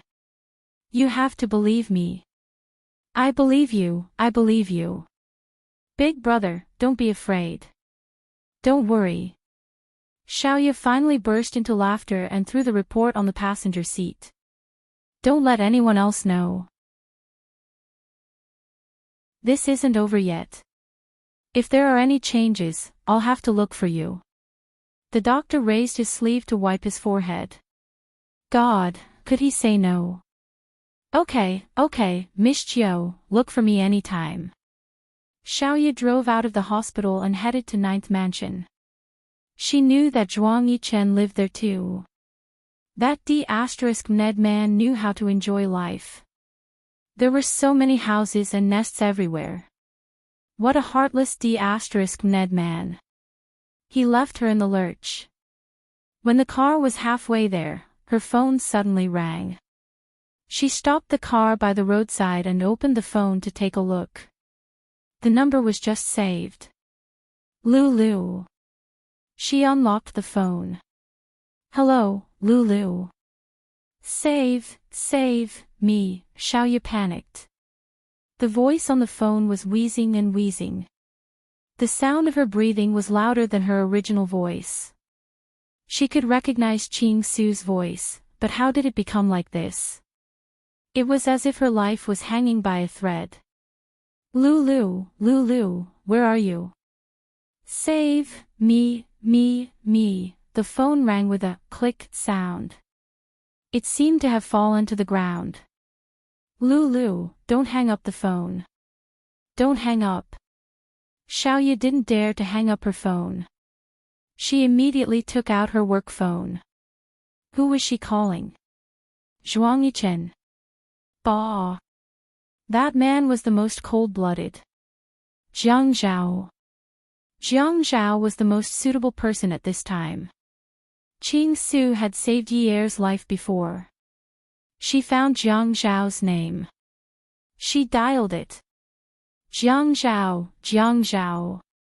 Xiaoya's voice was very anxious. Jiang Zhao quickly asked. Something happened. Xiaoya heard Qing Su's breathing louder than her inhalation. She thought of the fire many years ago. When she hugged Xia Qian's voice was just like that. Bit by bit, it was as if she was about to be exhausted. She couldn't help but cry. Jiang Zhao, hurry up and find someone. Think of a way to find out where Qing Su is. She seems to be in big trouble. Her voice is unstable. She's calling for help, but her work phone is in my shop. I don't have her home phone number. Jiang Zhao was suddenly shocked. Yi Er, who was listening to the phone beside his ear, looked shocked.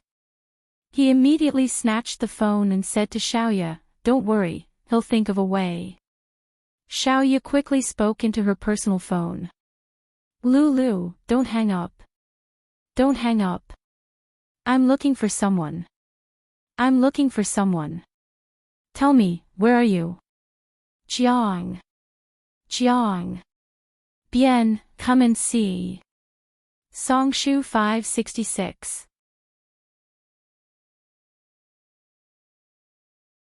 Chapter 663. Xiaoya had never encountered such a situation before. She didn't know what had happened to Qing Su. She also didn't know what kind of injuries could make such a rebellious young lady so weak as to ask for help. Why did Qing Su call her? Xiaoya comforted Qing Su on the phone as she thought about what was going on. Why did the phone call her? Oh right, Qing Su flashed her phone number at that time and asked her to save it. She must have pressed the button directly without thinking about who she was calling. She didn't hang up the office phone either. Hearing Jiang Zhao on the phone, Yi Er was so anxious that he kept shouting. Xiaoya thought about Qing Su's voice and felt her scalp tingle. Qing Su was covered in blood. She held the phone weakly and collapsed in the valley. The trees were already sprouting and the grass was growing in February, but it wasn't lush. She didn't know how long she could hide. She only knew that she was almost out of strength. She couldn't open her eyes, stand up, or move her feet. The cracked skin on her body was laughing at her pitiful state. This mountain was facing the river. She seemed to see her mother. Her mother kept waving at her and calling her baby. She ran over and wanted to throw herself into her mother's arms. However, her mother's smile slowly faded. With tears on her face, she turned around and walked slowly towards the river. Qing Su knew that she was going to die. She was going to die soon. She chased after her mother, but her mother said, "Baby, go back, go back." She blocked the phone screen with her hand, afraid that the light would be exposed. In fact, she didn't want to die. The day before her death, her mother said to her, "Baby, my Lulu, I didn't take you to eat good food in the past. I didn't buy you beautiful clothes. You must eat a lot of good food in the future. You must go to many countries and wear many beautiful clothes. Just treat it as if I bought them for you. You must. When you're 50 or 60 years old, you must wear beautiful clothes. Mommy can see it. Mommy will be very happy when she sees you wearing beautiful clothes." She felt that she didn't wear enough beautiful clothes. She hadn't worn out her evening gowns yet. She didn't like to socialize. Xiaoya had a lot of beautiful clothes. She wanted Sister Xiaoya to make an evening gown for her every month. She still had a lot of delicious food. She liked to eat the same food and taste as before. She didn't want to try new things. She wanted to go to various Western restaurants and eat the most expensive French food. Min Hongxing was very rich. "Help me." She couldn't hear the voice on the phone clearly. She only knew that she had used all her strength to shout those two words. In her consciousness, the man in the bar used a handkerchief to cover her mouth and nose. When she woke up, she was lying in the car. The man waited for her to wake up and dragged her out of the car. Only then did she know that they were at the riverside. He dragged her to the place where the two cars collided. He took a shiny knife to stab her. He gritted his teeth and called her a little whore. He scolded her for being a busybody. He said that if it wasn't for her busybody, his brother wouldn't have died. She didn't know what he said later. She didn't want to explain. She only knew that the words, little whore, were very harsh. Lan Chuyue always scolded her as a child who ruined her life. She said that she was a little whore raised by a whore. She wasn't. Her mother was also not a whore. She fought with the tall man. She didn't expect that she would stab him twice. But the consequences were so serious. She didn't remember when she realized that she shouldn't have fought with the man. She should have run. She couldn't run across the wide area, so she could only run up the mountain.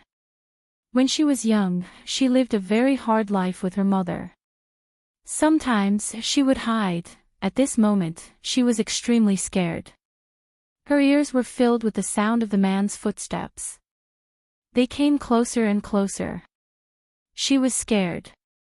But it was useless to be scared. She couldn't walk anymore. Mom. Mom, she called out softly. Then, she let out a deep sigh. When Xiaoya heard Xia Qian call out, Mommy, softly, she suddenly thought of the big fire. Xia Qian was the same. In the end, she called out, Mommy, weakly. Lulu. Xiaoya covered her mouth. She didn't dare to cry out loud. Lulu, don't be afraid. Jiang Zhao is already looking for you. He will find you soon.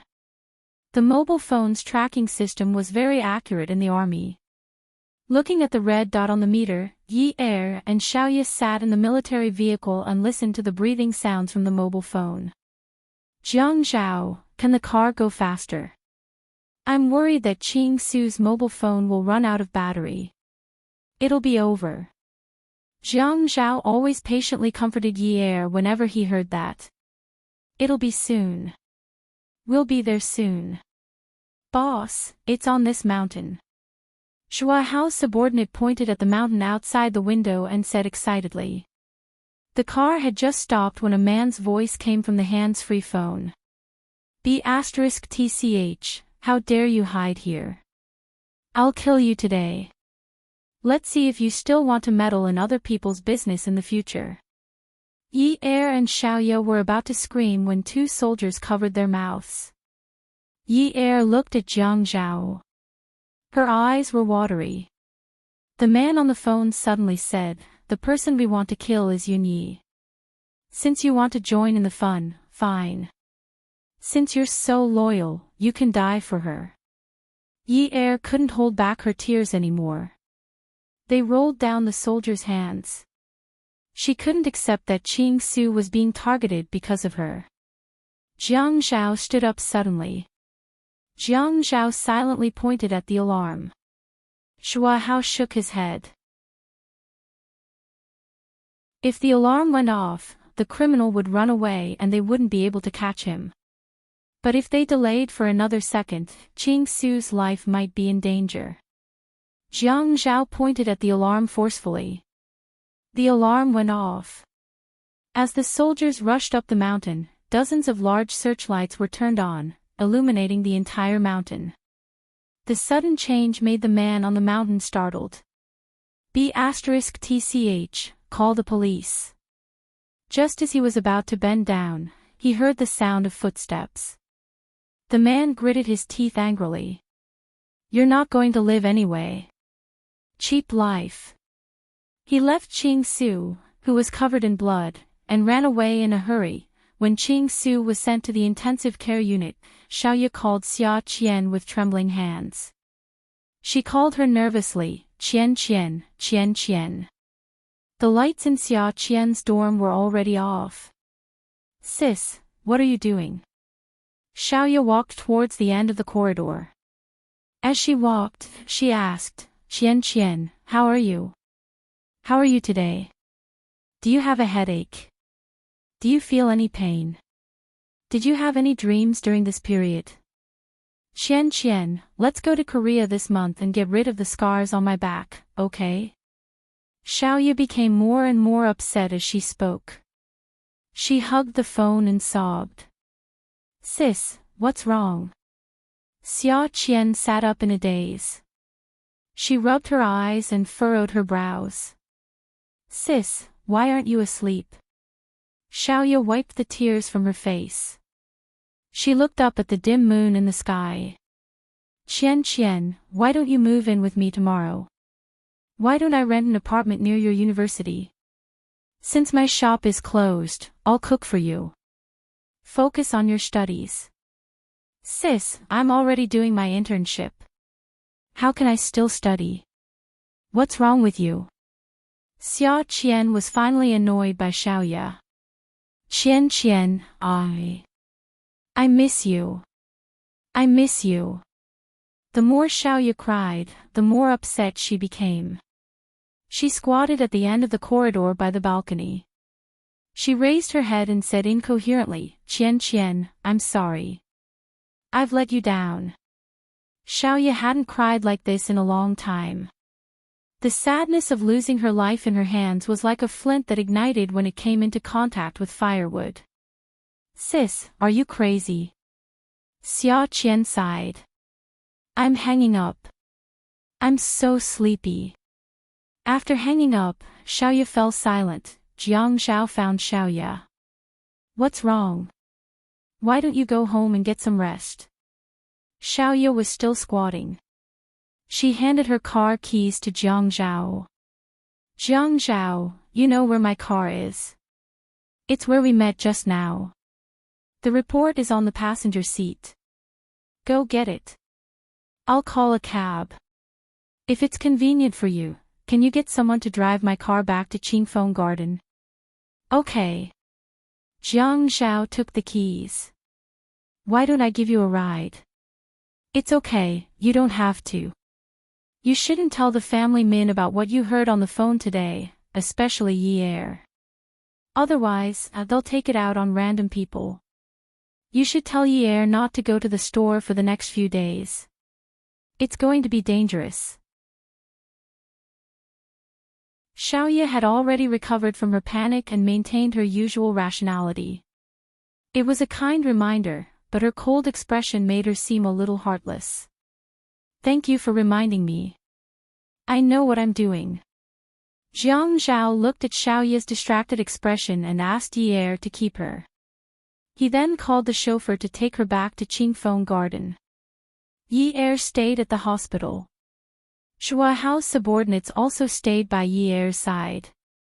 They said that they were afraid of danger. The man's words on the phone that night constantly reminded them that the enemy could appear at any time. Jiang Zhao briefed Shua Hao and drove to Xiaoya's car alone. Xiaoya's Ford Focus was in the passenger compartment. He used the remote control to unlock the door. The coil in the craft paper bag was still intact. Jiang Zhao opened the coil and took out the report inside. He glanced at it twice before putting it back and wrapping the bag properly. He got the DNA report and closed the car door. He made a call. When the call connected, he said, I have a set of data here. Compare it with the sample I gave you today and give me a call. The man on the other end answered, okay. Beauty novel, Songshu 566.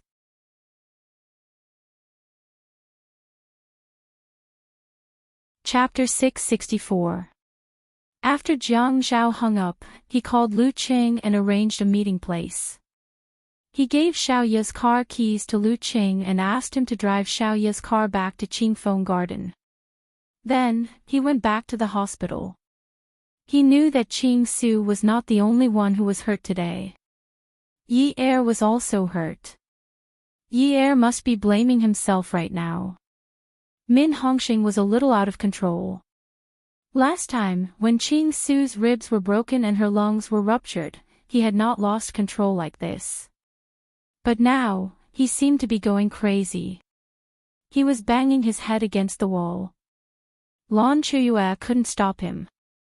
Although Yi Er didn't like family Min, when he saw Min Hongxing like this, he thought of his own father. There was no father who didn't love his own child. Who could accept such a painful experience? Yi Er wanted to comfort him, but he was stopped by Jiang Zhao. Jiang Zhao was afraid that Yi Er would talk nonsense. At this time, he definitely couldn't tell Min Hongxing that everything happened because of Yi Er. Just like what Xiaoye said, if he told family Min now, the blame would be pointed at Yi Er. The most important thing now was to find the murderer. Both families should focus their efforts on the murderer and not make things difficult for Yi Er. Min Hongxing was still wearing the suit that he had worn when he met people for a business meeting. At this time, he sat on the ground and leaned his head against the wall. He cried bitterly and looked extremely pathetic. Lan Chuyue was exhausted from pulling Min Hongxing. She muttered angrily, "That little brat always makes people worry. Ever since he entered family Min's house, he hasn't stopped crying. Now that he's dead, he's finally stopped." Min Hongxing's eyes widened. He looked at Lan Chuyue in surprise. "What did you say?" At this time, Yi Er and Jiang Zhao both looked at Lan Chuyue in disbelief. How could she say such vicious words at this time? But they couldn't say anything about other people's family matters. However, Yi Er felt a little sad when he heard Lan Chuyue's words. How could Qing Su like that family? That family without love. So, Qing Su was willing to be close to someone who wasn't her family. She wasn't willing to be close to Min Zikai. Lan Chuyue added, "I didn't say anything wrong. Do you think she looks like a second-year high school student? With her hair permed like that, she looked like a poodle. She painted her nails, wore big hoop earrings, wore a skirt that covered her buttocks, and wore a halter top that revealed her stomach. She went to the bar. She's obviously going to be a little whore in the future. To think that you still care so much about her." Lan Chuyue became more and more enthusiastic as she spoke. Jiang Zhao looked down at the two people on the ground. One person was sitting against the wall in grief, while the other was squatting opposite her and scolding her viciously. "Auntie Lan, Qing Su isn't like what you said. She's just young and curious about new things." Yi Er covered her mouth as she listened to Jiang Zhao defend Qing Su. She felt bad for Qing Su. Lan Chuyue tilted her head and looked at Jiang Zhao. She sneered, "She's young. Does she even look a little young? Look at your Feiyu. How can she be the daughter of a rich family? She's going to be a beggar her whole life."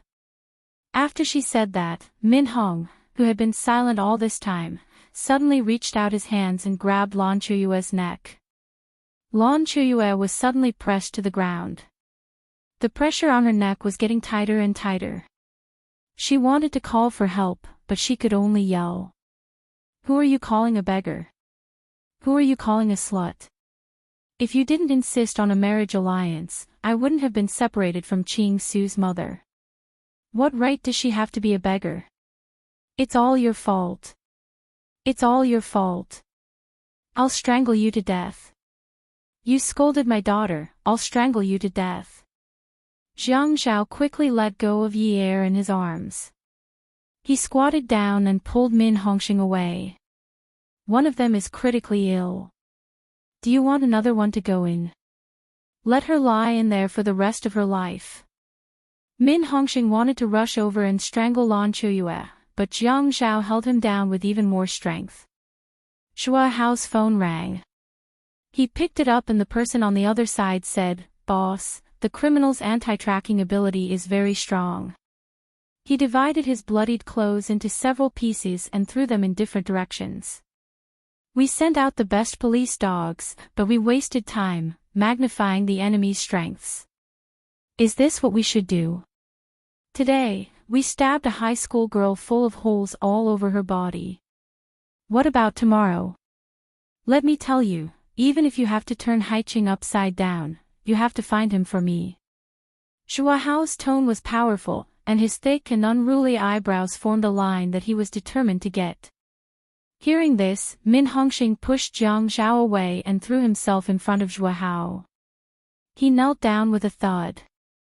Young Master Zhua, thank you. Please help me find the murderer. I, Min Hongxing, am willing to do anything for you. Zhua Hao knew Min Hongxing's grief, but such an action still made him feel a little awkward. He wanted to pull Min Hongxing up. Uncle Min, what are you saying? I'm a soldier. However, Min Hongxing refused.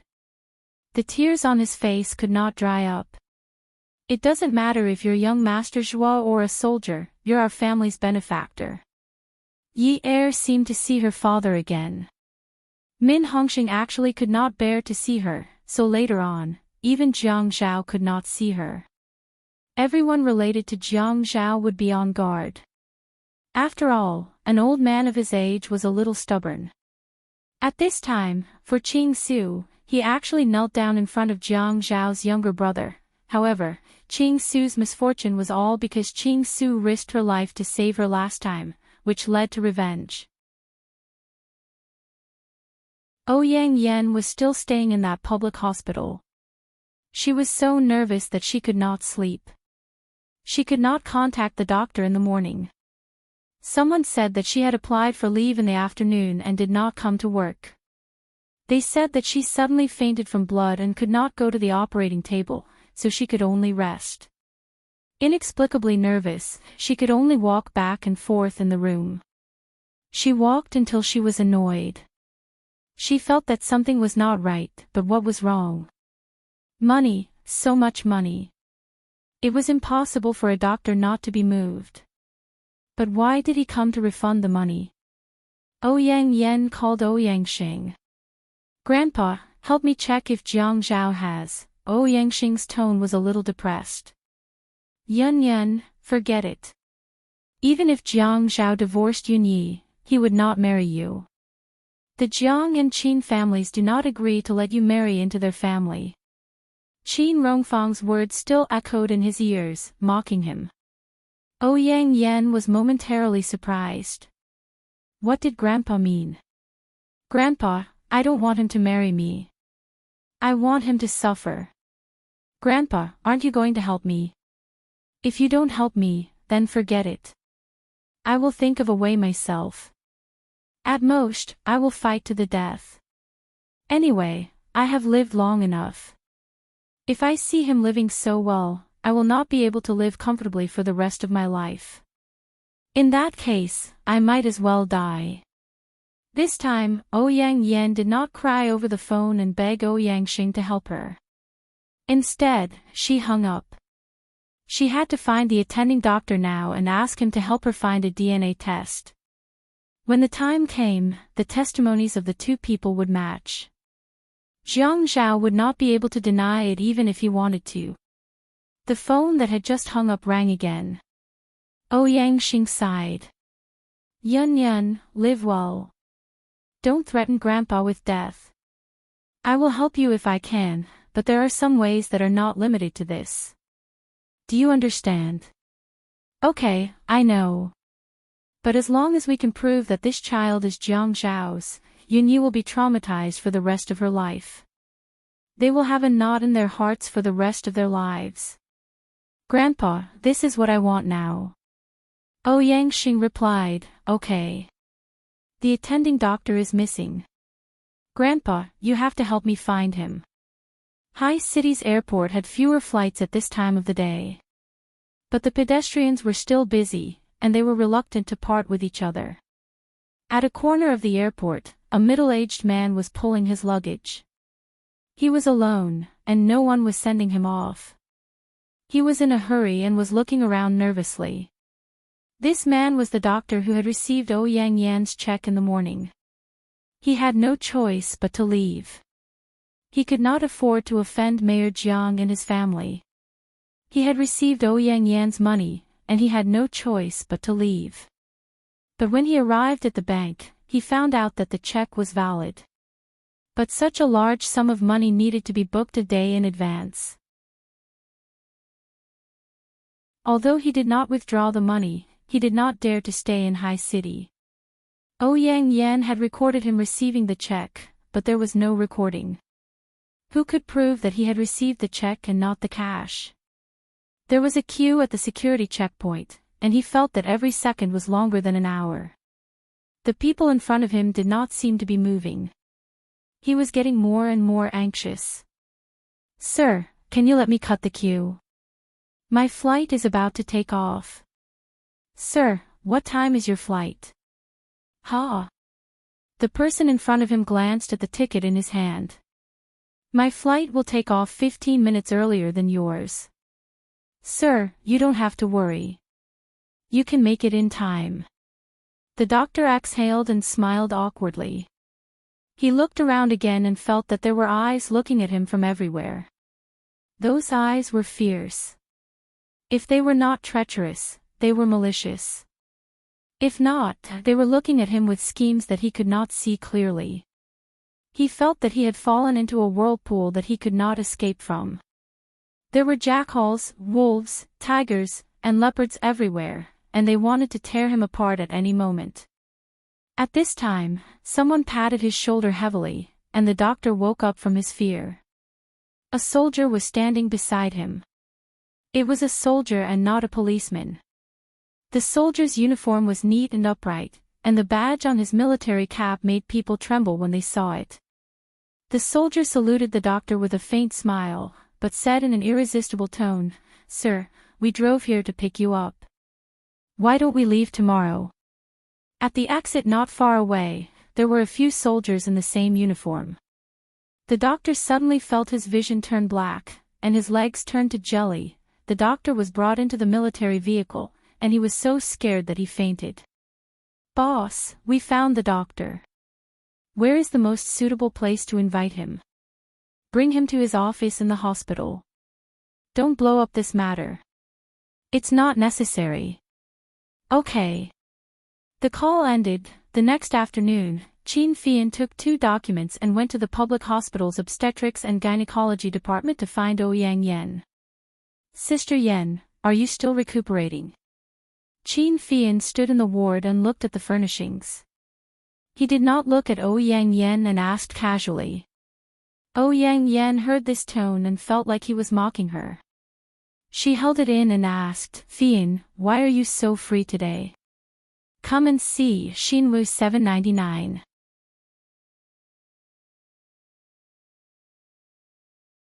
Chapter 665. Qin Fian was born with a good appearance and was extremely beautiful.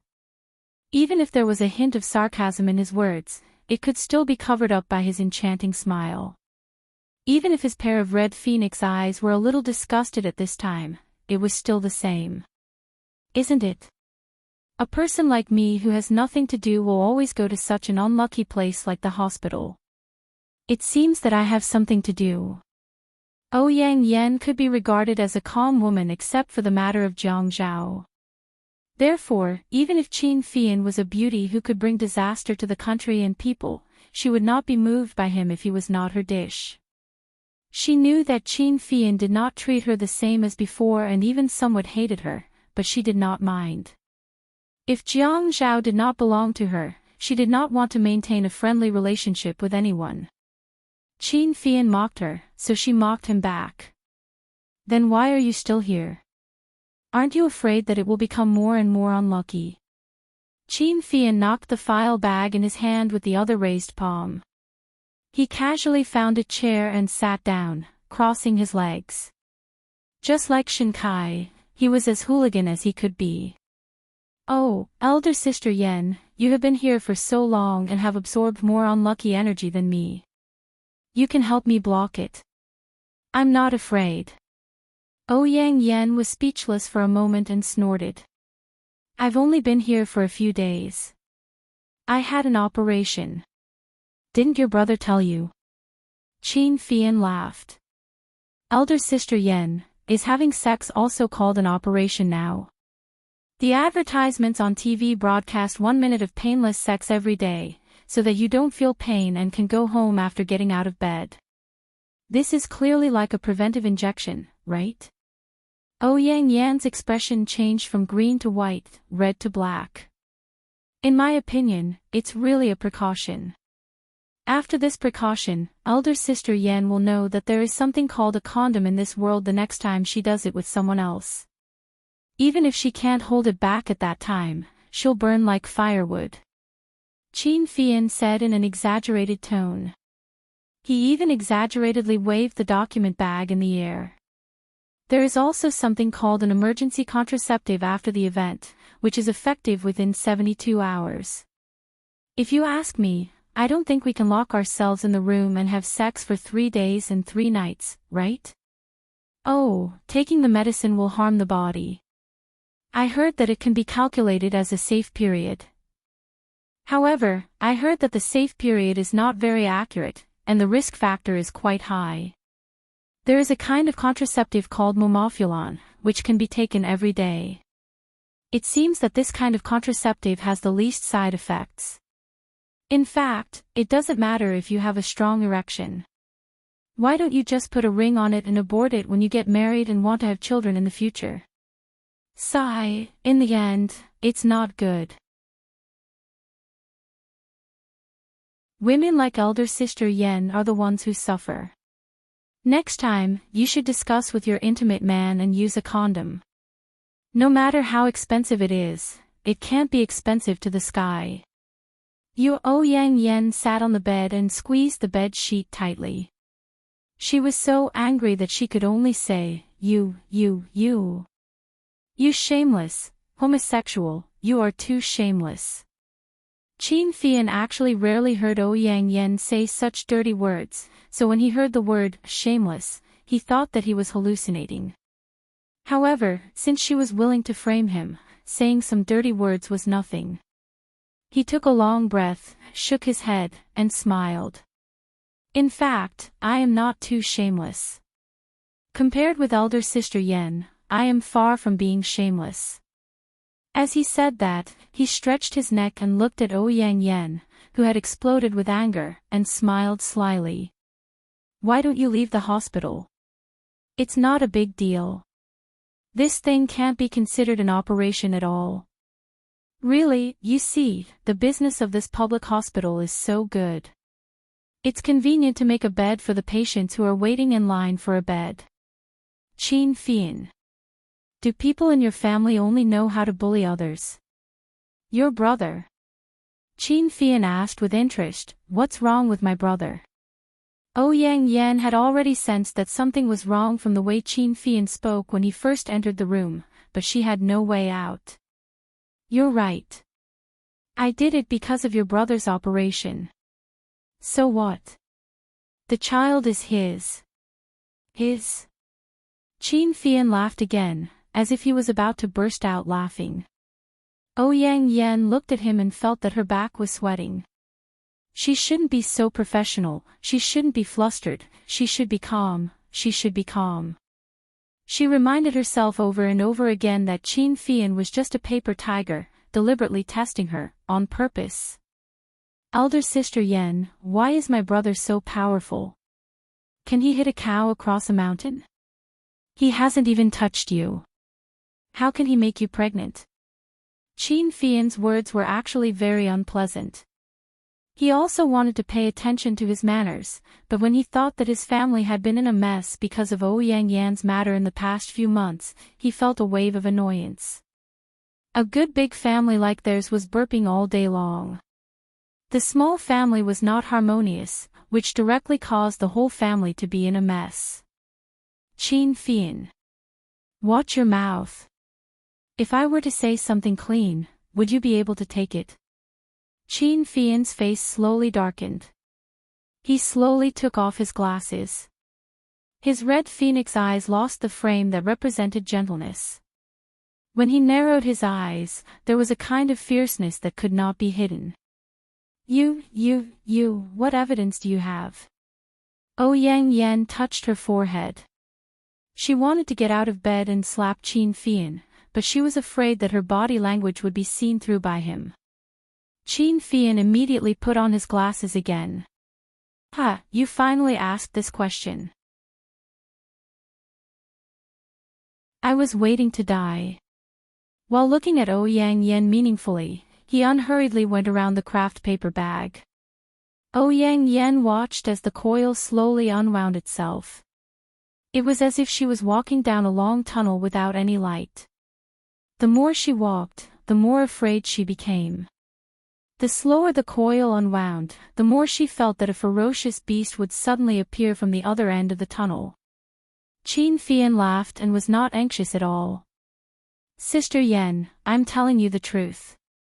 I'm reminding you because we grew up together.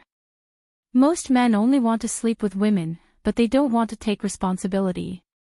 You see, how painful is it when you're pregnant and can't find the child's father? Fortunately, my elder brother is a benevolent and righteous person. On account of your past relationship, he was afraid to see you become a single mother, so he helped you. Otherwise, how embarrassing would it be for an unmarried rich young lady like you to go shopping with a big belly? Qin Fian. Shut up. Ouyang Yen jumped off the bed, picked up a cup and threw it at Qin Fian. Qin Fian nimbly tilted his head and dodged the flying cup. However, when the cup broke behind him, the water splashed onto Qin Fian's back. He shrugged as if nothing had happened. Ha, I'm just being kind. Sister Yen, don't treat my kindness as malice. I say, my brother is being kind too. Our government still doesn't do enough to protect women, right? Last time, when I went to sister-in-law's house, the neighborhood committee even sent condoms to our door, saying that we can get them free of charge. Look at me, I forgot that elder sister Yen is unmarried. Although they don't provide legal free condoms, there are vending machines on the side of the road that sell condoms for 1 yuan. But how could elder sister Yen not know about it? Is it because she's too naive that she still doesn't know much about this even though she's almost 30 years old? Ouyang Yen didn't say anything. This time, she rushed towards Qin Fian. She had to tear his mouth off. Qin Fian suddenly stood up at this time. He held the document bag in one hand and suddenly grabbed Ouyang Yan's hand with the other hand. Qin Fian was tall, so when he pulled Ouyang Yan's hand behind her back, Ouyang Yan was in so much pain that she didn't dare to move. Qin Fian waved the document bag in front of Ouyang Yan. Ouyang Yan. It's not my brother's child. You want to frame him, and you still have the nerve to say that you're hospitalized because of my brother? Think about it. My brother was caught lying in bed with you by my sister-in-law, but he still refuses to admit that this child is related to him. Why? Because even if this child is his, he won't want it. You don't deserve to have his child. Look at you now. Do you still look like the Ouyang Yan from back then? Ouyang Yan's hand was in so much pain that her voice was trembling. Jiang Zhao is a bastard. Qin Fian said fiercely, "What's wrong with my brother? What did he do to you? You were the one who broke the engagement back then. Did my brother force you not to get engaged? Did my brother force you to leave Haiqing? After you left, you didn't allow my brother to find another woman. You're rotten. You still want to ruin my brother. Think about how much weight you have. In the past, everyone followed behind you and flattered you. Some people did it because you were kind, pure, beautiful, and generous, but some people did it because you were the granddaughter-in-law of the Jiang and Qin families. Why do you think you're so arrogant? Jiang Zhao caused my miscarriage." Qin Fian gritted his teeth. "Miscarriage? You deserve it. You didn't find that man to take responsibility, but you wanted to make our Jiang and Qin families restless. Let me tell you, if Grandpa and Grandpa Jiang hadn't stopped me, I would have killed you." Ouyang Yan shivered. Was this the so-called friendship between families that had been friends for generations? Was this the friendship that had been played since childhood? It was all fake. In these rich and powerful families, everything was fake. Fake smiles, fake words, fake promises, fake people and things. Only one thing was real, and that was the mutual deception of each other. These people had schemed against her step by step, tested her, and forced her to leave their sight.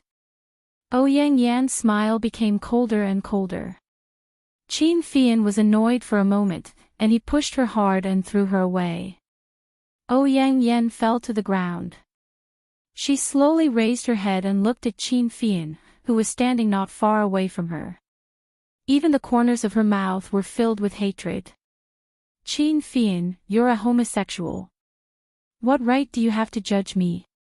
So what if I'm a homosexual? I've been a homosexual in Haiqing for so many years.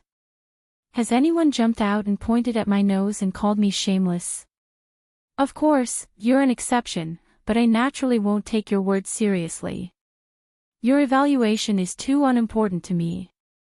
Qin Fian saw that there were a few bottles of mineral water neatly placed on the tray on the table behind him. He generously placed the document bag on the table and opened a bottle of mineral water. He moved a few steps and kicked the trash can under the bed to his feet. He bent down and placed the hand that had grabbed Ouyang Yan's arm above the trash can to wash his hands. Welfare, Songshu 566.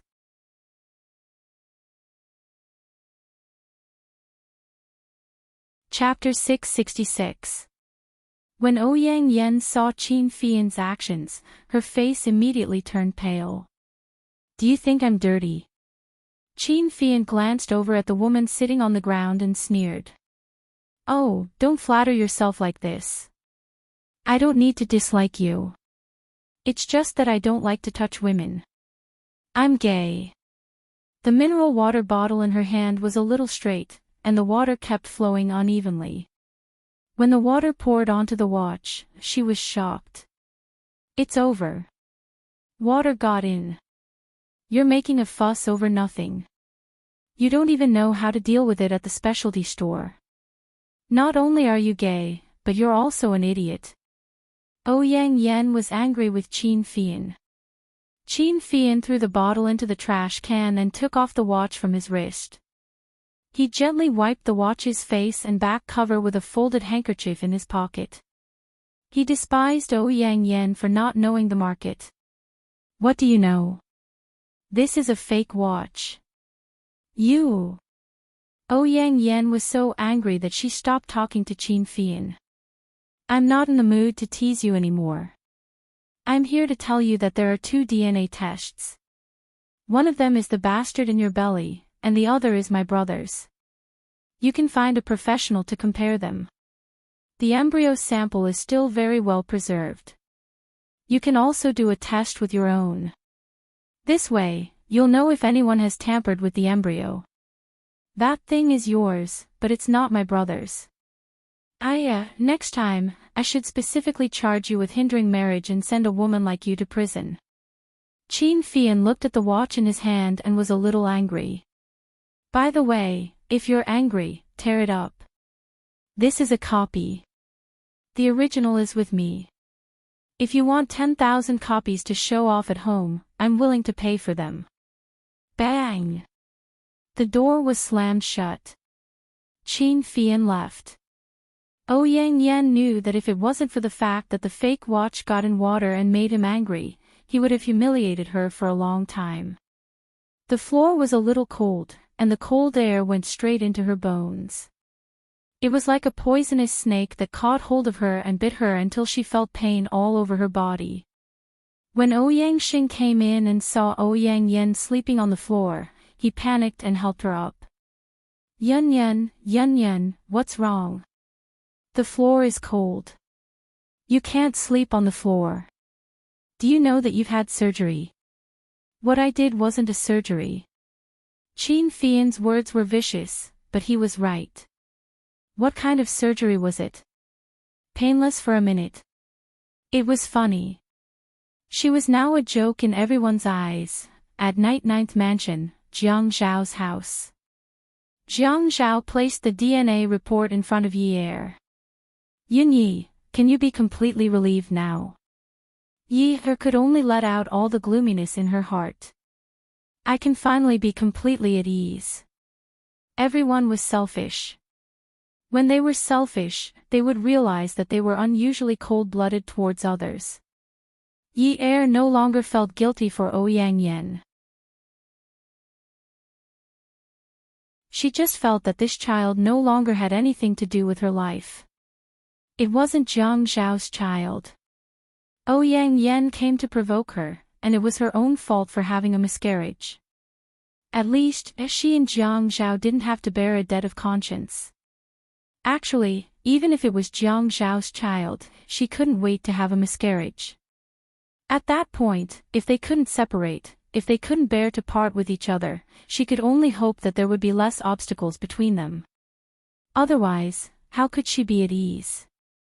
Collapsed in Jiang Zhao's arms. "Ah, Zhao, it's finally over." He stroked the back of the woman in his arms. If this woman hadn't married him at such a young age, she could only be called a girl now. No one could predict the changes and encounters in life. After alighting from this stop, the journey was peaceful. But I met you at the next stop, and it became my misfortune. Their lips were pressed together, soft and long. They weren't in a hurry to break this moment of peace. They enjoyed the throbbing and sense of security brought about by the contact of their lips. At 11 p.m. In the forest in the suburbs of High City, a dark figure was hiding under a tree. The man opened a bag and took out a piece of bread. He roughly tore open the wrapping paper and wolfed it down. He then took out a bottle of mineral water, twisted it open, and poured the water into his mouth, which was still full of unchewed bread. After a few mouthfuls, he finally felt more at ease. He took out his phone and dialed a number based on his memory. He was hung up once, so he dialed again. Finally, the call was picked up. The person on the other end of the line had been processed. There was a strong electronic noise, but he could still hear the impatience in his tone. "Why are you calling me?" The disheveled man said, "I'm being looked for by the army now. I need to hide. Help me arrange a place."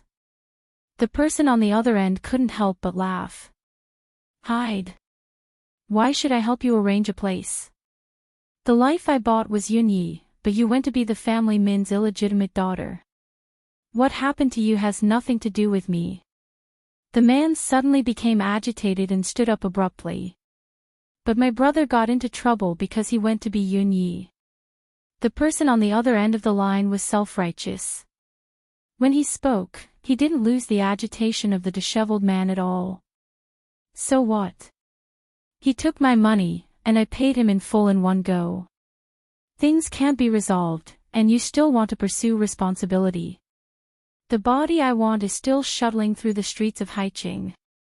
You still have the cheek to ask me to arrange a place for you." The disheveled man gritted his teeth with hatred. Fine. Don't blame me for being heartless. Ha! You want to turn yourself in. And then give me up. Ha! You're so childish. You keep saying that you want to avenge your brother, but you don't even have the ability to do that. You still have the cheek to say that there's no business you don't dare to accept. Trash. Although the man knew that the person on the other end of the line was deliberately provoking him, he still fell for it. Who said that? Your actions said so. Your actions and results say everything. You don't deserve your reputation. I don't care about spending this little bit of money. What's this little bit of money to me? It's just a drop in the ocean. I won't even blink if you ask me to pay 10 times the price. But do you have the ability to do that? You can't even kill a weak woman, and now you've provoked the army. You still dare to say that you'll accept any business. If I kill Yunyi, will you pay 10 times the price of my brother? Spread the news of Yunye's death, and the money will be transferred to your account immediately. Deal? Don't boast too early. I've heard too much. Let's see the results. Bullsh asterisk T. After hanging up, the man pinched the bread and put it in his mouth again. He took a big bite and carelessly drank with the mineral water in his mouth. His gaze was fixed on the night lights of High City, and the mineral water bottle in his hand made cracking sounds. In the residential area of South Jun, there was still a window that was lit at 3 in the morning. This was Zhou Li's residence. PIA, there was a crisp slap. Yuan Shichang raised his hand and landed it on Zhou Li's face. Zhou Li couldn't withstand such a strong force and fell down by the bed in the master bedroom. At this time, she was still wearing her pajamas. She couldn't sleep in the middle of the night, so she got out of bed to pour herself a glass of water. Yuan Shichang was woken up and muttered something to her. She fiercely retorted. Such a stubborn temper angered Yuan Shichang. If our son doesn't come back, I've never seen you so arrogant in front of Yun Yi and Jiang Zhao. So what if he doesn't come back? Isn't it because you can't give birth? Do you have to be like this if you can give birth? This sentence touched Yuan Shichang's bottom line. No man would want to have a problem with their reproductive function. It seemed to have poked at his fragile self-esteem, so Yuan Shichang jumped out of bed and gave Zhou Li a slap. You're such a slut. If it weren't for our old relationship, there would be so many young girls out there. Do you think I would care about you? Zhou Li. This is what you call being shameless when I give you face. Get the F***ck out of here tomorrow. This house is written in your name. I can make sure you don't get it. Beauty novel, Xinwu 799.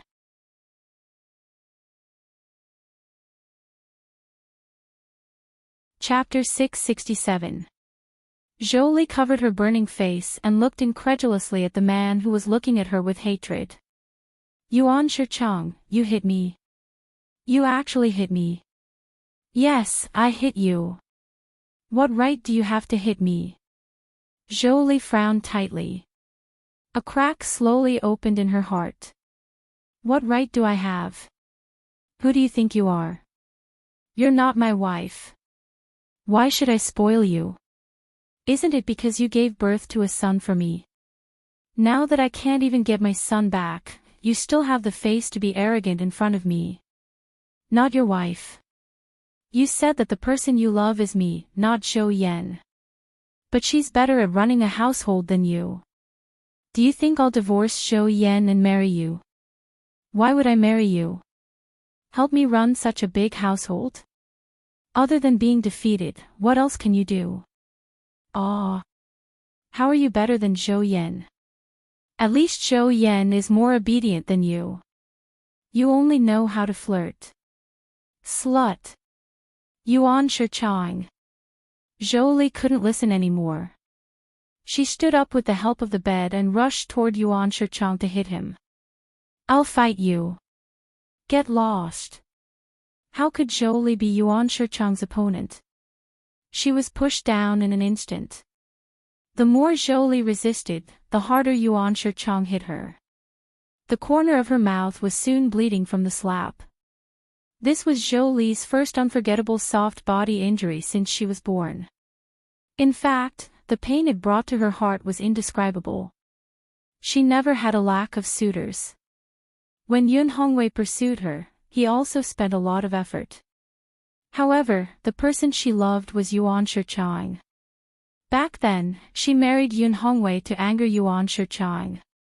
Therefore, Yuan Shichang wasn't a man she flirted with after marriage. But now, in Yuan Shichang's eyes, she had become a slut.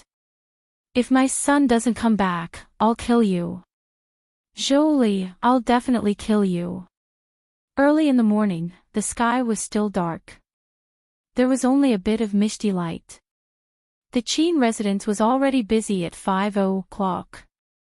Master woke up very early as usual, no different from the past. However, Qin Rongfang called Jiang Zhao and Yi back to the mansion early. This was the first time that Jiang Zhao and Yi had been called back so early. Qin Rongfang had been very uneasy after knowing the results of the DNA test. Old people didn't sleep much. At this time, he couldn't close his eyes for the whole night. He knew that his 3 grandsons were in cahoots, and they had smoothed things out from the beginning to the end. Step by step, they worked together seamlessly. His son-in-law obviously knew that Zhuhao was using his connections in the army to look for someone, but he turned a blind eye and didn't ask. He knew that his son-in-law had always been upright and straightforward. If someone bullied his son, it was already his limit for him to not use his connections to take revenge. Zhuo Haofei helped Jiang Zhao unravel the entire situation. He had no objections. What should be cleared had to be cleared. He knew that they were all young, impulsive, and hot-blooded. Since Jiang Zhao secretly dealt with the Ouyang family, he knew that his grandson would not be able to swallow this. Now that the results of the DNA test were out, he felt that he had been wronged. His means of revenge were even more severe than before. Although the family Ouyang and the Qin family had quarreled, Ouyang Xing didn't do anything wrong after leaving the Qin residence that day. He even showed goodwill. Although he didn't believe that Ouyang Xing really wanted to show goodwill, he was always on guard. But if he wanted to do something to Ouyang Yan, this matter wouldn't be so easy to solve. The family Ouyang was a huge family. It wasn't easy to shake them. In addition, once this matter was out, Jiang Zhao definitely couldn't run away. The doctor confessed everything about receiving a check from Ouyang Yan. However, if he were to sue Ouyang Yan, then the fact that Jiang Zhao had been caught naked in the Ouyang family, as well as the fact that he had intentionally used violence to cause Ouyang Yan to miscarry, would not be able to be covered up. After all, the family Ouyang wasn't a small courtyard. They didn't have the ability to make this matter known to everyone. If they really made a fuss, Lai Qing's positive image and the Jiang family's strong foundation would be affected. In this way, it would become a lose-lose situation. He could tolerate letting the Ouyang Yan go, but he couldn't ruin Jiang Zhao's future and the Jiang family's status because of Ouyang Yan. This move would affect the entire Jiang and Qin clans. When Yi Er and Jiang Zhao arrived at the Qin residence, the kitchen had already prepared breakfast. Plain porridge and side dishes were Qin Rongfang's standard. At his age, he needed to take care of his body. Money couldn't buy him weight loss. He always insisted on not making his body acidic. Qin Fian rarely stayed at the Qin residence, so the breakfast was prepared according to Qin Rongfang's preferences and standards. But not long after the meal, Qin Rongfang looked at Yi Er, who was slowly eating porridge and side dishes, and then turned to Uncle Wu. He said, "Old Wu, go get 2 free-range eggs for the Yi girl." Yi Er waved his hand. "Grandfather, no need. I've had enough." Qin Rongfang held the small bowl of porridge in his left hand and the bowl in his right. His wrist was on the table. At this time, the light above the table was very bright, illuminating his white hair. His eyebrows were like snow, and his eyes were full of love. "Yi Er, grandfather is old and usually eats bland food. I haven't eaten things like eggs, which are high in protein, for a long time. Even if I eat them, it's not good for digestion. This has become a habit. Look at me, I called you over today to prepare a new breakfast, but I forgot to inform old Wu. Look at me, I've already prepared the food I usually eat. I should have prepared some nutritious breakfast for you. It's too late to prepare now. Add 2 eggs and eat it." "Grandfather, no need, no need. I also have plain porridge and side dishes for breakfast at home." "How can that be? You've been married for so long. It's time for you to prepare for a child. Grandfather isn't rushing you. You're still young, but Zhao Zhao isn't young." Qin Rongfang saw Yi Er blushing and lowering his head, so he quickly said, "There's no rush. Take care of your wife first." Only when your body is better will the baby be healthy. Jiang Zhao coughed twice. Thinking about the bottle of contraceptive pills in the drawer, he spoke up for Yi Er. Grandfather, you're too much. How am I old? Also, think about it. Father is still in the hospital and Yunyi has to manage the shop and go to school. She really doesn't have the energy.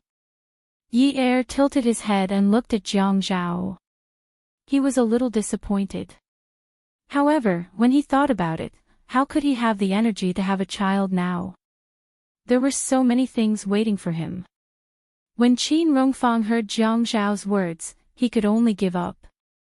After a while, the boiled eggs were placed on the table. Qin Rongfang told Yi Er to eat quickly. It's okay if you don't want a child now. Young people still have to eat an egg a day. Don't eat plain porridge and side dishes every day. You can't lose weight. Young people consume more energy than us old people. You have to replenish more nutrients. Tomorrow, I'll get the old maid here to teach you how to make some nutritious breakfast. Yi Er knew that it was useless to refuse. Grandfather had always done whatever he said. Moreover, Grandfather had never used his brain to beat around the bush over such a small matter. He nodded obediently. After the meal, Qin Rongfang sat at the head of the table as usual. Yi Er and Jiang Zhao sat opposite each other. The seat next to them was empty. They could see the servants come in to serve them mouthwash. Zhao Zhao, I called you and Yi Er over for breakfast so early today because I wanted to tell you not to pursue the matter about Ouyang Yan anymore. Jiang Zhao was stunned. Grandfather. I know you've been wronged, but it won't do you any good if this matter blows up, Qin Rongfang said slowly and unhurriedly. Jiang Zhao suddenly felt that this meal was a little funny. When he shook his head to vent his anger, he sneered lightly and finally said, Grandfather, do you know how angry I've been over this matter for the past few months? I've done everything I could. It was Ouyang Yan who forced me. Yesterday, the doctor also confessed that Ouyang Yan gave him a large sum of money and asked him to find a DNA technician to change the test results. She insisted that the child was mine. How could I let her off so easily? Qin Rongfang was the most rational person there. When Yi Er looked at the head of the table, she saw that Qin Rongfang was looking at her meaningfully. He did not look at Jiang Zhao, who was indignant and protesting. He smiled gently. With the family Ouyang's power, if they really want to do anything to Ouyang Yan, even if they take her to court, don't tell me you want to secretly find someone to kill her. You wouldn't do such a thing, right? Yi Er trembled. She was so frightened that her hands were trembling. Grandfather, I didn't think of that. Jiang Zhao suddenly stood up. Grandfather, don't scare Yunyi. Look at me when you talk. Qin Rongfang tilted his head and looked at Jiang Zhao. He still had a gentle smile on his face. He raised his skinny hand and gestured for Jiang Zhao to sit down. Jiang Zhao sat down again. Zhao Zhao, will you find someone to kill Ouyang Yan? Impossible. Jiang Zhao thought that his grandfather must have taken the wrong medicine. Then we can only go to court, but this road will be very difficult. The doctor did not withdraw the check that Ouyang Yan gave out. Let's not talk about this for now. There is a cause and effect to this matter. The earliest cause is that you slept with her. This matter, no one can say for sure. Being set up. We all know that we were set up, but where is the evidence? We need evidence when we go to court. But there is one thing. Ouyang Yan had a miscarriage because of your violence. You will not be able to bring her down, but you will be charged with intentional injury. If Ouyang Xing decides to go all out and make it known that Ouyang Yan had a miscarriage because of you, even if the public says that Ouyang Yan is shameless, the Jiang family's reputation as the #1 red family in the East that has been built up for several generations will be completely destroyed because of this. Xiao Xiao, you know that your brother is a businessman. There have been many women who have been involved in scandals before, but has there ever been a woman who jumped out and said that he is a good-for-nothing? Moreover, you are in politics. Your father is the commander of our military region. So, Yang Yan, you can't use this method to deal with her. Although your father and mother are divorced, your grandfather and I have always thought that the Jiang and Qin families are in-laws. Xiao Xiao, everyone in this family can't ruin the whole family for their own sake. Beauty novel, Hongcha 866.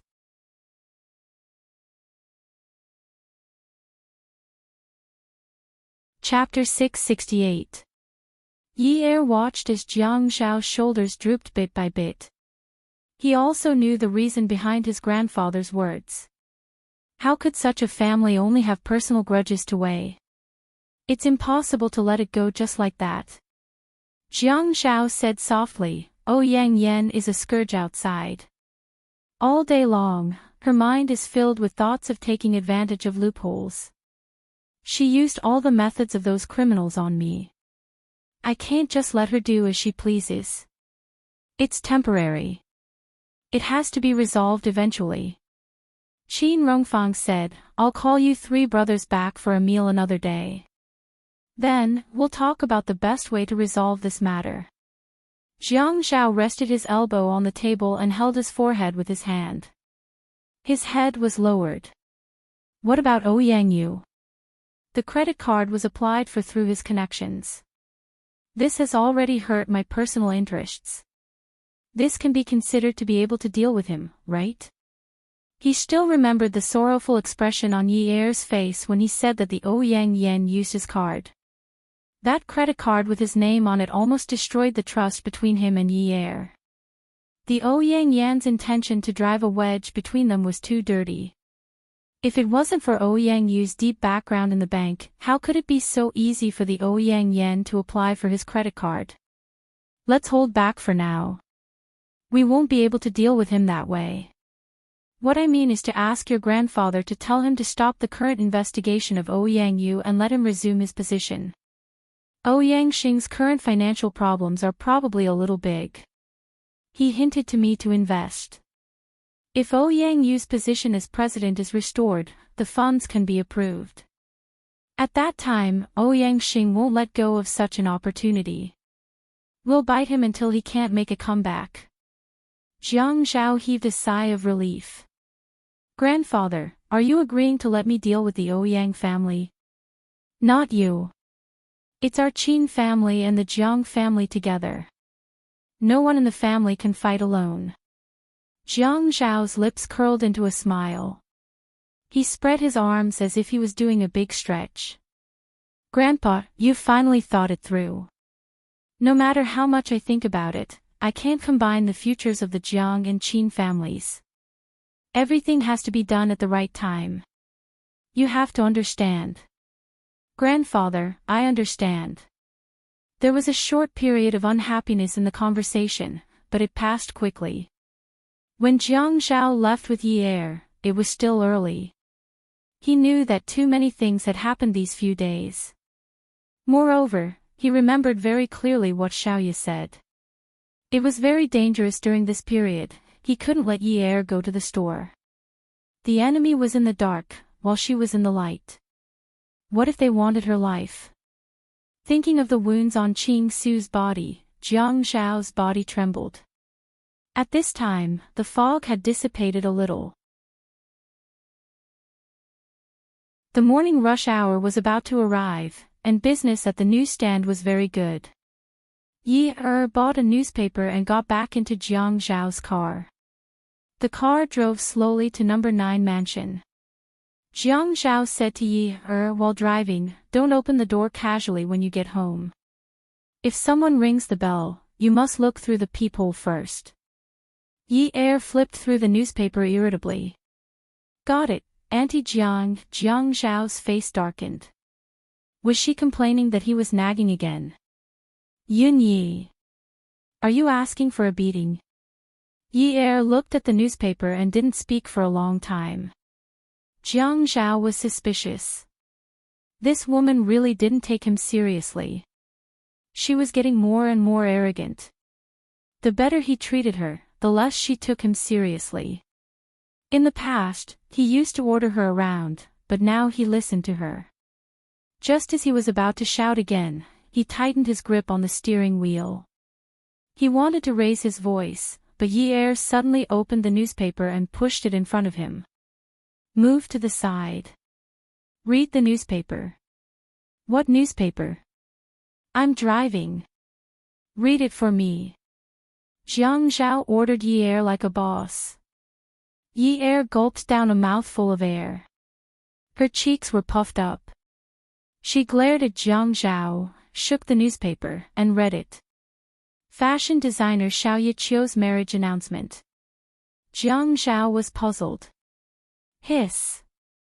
He snorted. Yi nodded and continued, female, 25 years old, 166 centimeters tall, body shape. She is now in debt and owes 40 million yuan. She is sincerely looking for a partner. She is a man in his 30s who can help her pay off her debt. Stop. Stop reading. Jiang Zhao licked his lips. He knew that Zhuang Yichen had backfired this time. But who in Haiqing would dare to help Qiu Xiaoye pay off her debt? There were probably a lot of people who wanted to help her pay off her 40 million yuan debt. He was just afraid that they wouldn't be able to spend the money.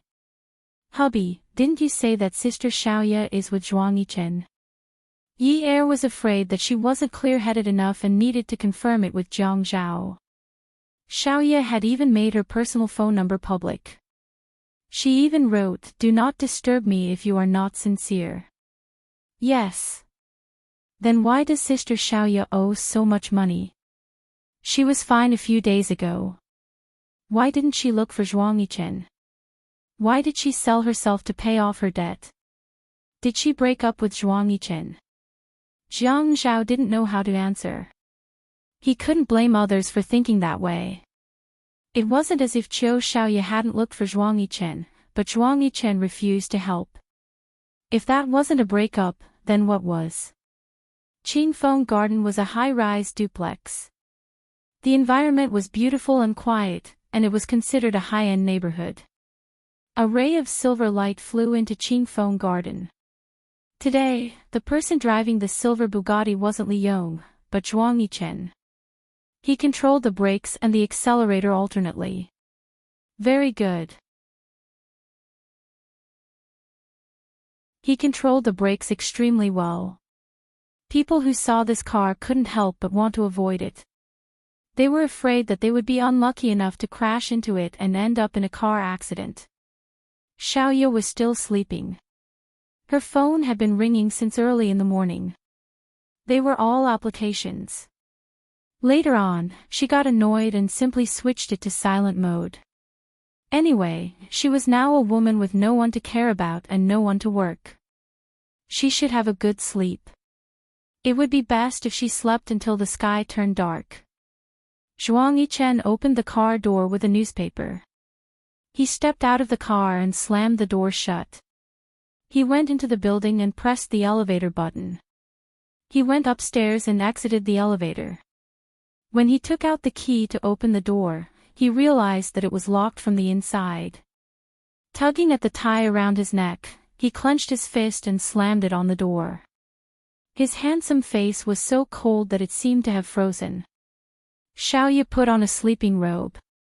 The person who slammed her door so rudely must be very rude. It wasn't the weekend, so it couldn't be her mother. She got out of bed lazily. When she walked into the living room, she said impatiently, "What are you doing? It's so early in the morning. Can't you let me sleep?" She pressed the door lock and realized that she had locked the door. She was used to locking the door from the inside. She woke up a little and looked out the peephole. She saw a face that was as cold as ice. However, this ice cube's eyes were burning with fire. How creative.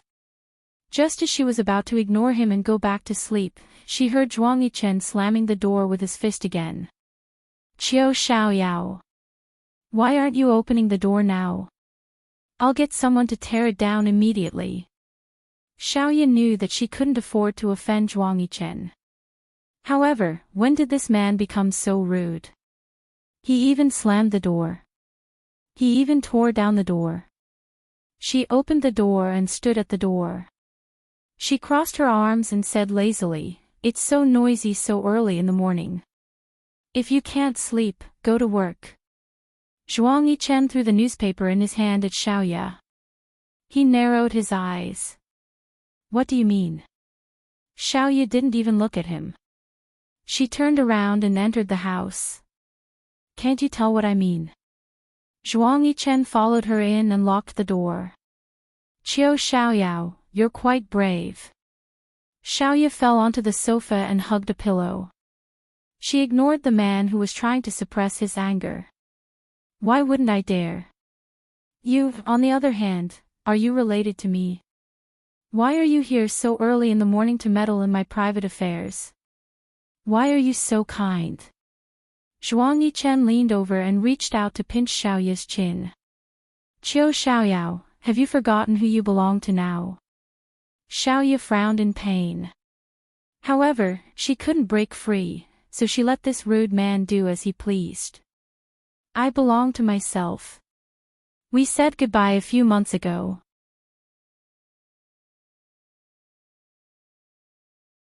"You said that you would give me the house if we broke up. You're not someone who cares about two houses. However, according to what we said 4 years ago, if I was the one who broke up with you, I can't take back the house. I won't let you solve any problems in my career, so I'll return the house to you." When Xiaoya spoke, there was no fluctuation in her voice. He couldn't tell that she was agitated. In fact, she knew that it wasn't that she didn't want to be agitated. However, she could only be agitated in front of this man. If you were agitated in front of someone who didn't care about you, you would only lower yourself. "Very good," the corner of Zhuang Yichen's mouth twitched. He had just gotten up a little. Xiaoya thought that he was going to let her go, but his other hand started to pull open her nightgown. He smiled evilly, but his eyes were cold. "Qiu Xiaoyao, I forgot to tell you. That was the agreement from 4 years ago, but it's already in our first year. The last time we broke up, it ended. Later on, when you were under me again, you no longer had the right to choose. This relationship can only be stopped if I say so." "Ah! Bastard, let go of me." Jiang Zhao sent Yi back to 9th Mansion. He reminded her that if she wanted to care about Xiaoya's matters, it wasn't impossible to appease her. She could call Xiaoya over, but she couldn't go out. Yi agreed to everything. Jiang Zhao returned to the building. The moment he sat down, Lu Qing poured him a cup of tea. He didn't wait until it was time for a work report before he said, "Boss, Yun Hongwei's case can only be treated on parole. There's no possibility of a comeback." Jiang Zhao's hand that had just picked up the teacup froze. "But from what we knew in the past, he was just a scapegoat." Lu Qing said calmly, "But last night, Chen Tong asked me out. Later on, he accidentally mentioned that Yun Hongwei had given him a sum of 7 million yuan as activity funds back then."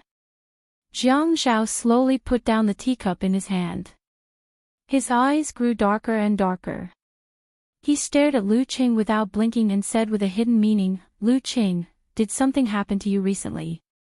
Come and see." Xinwu 799.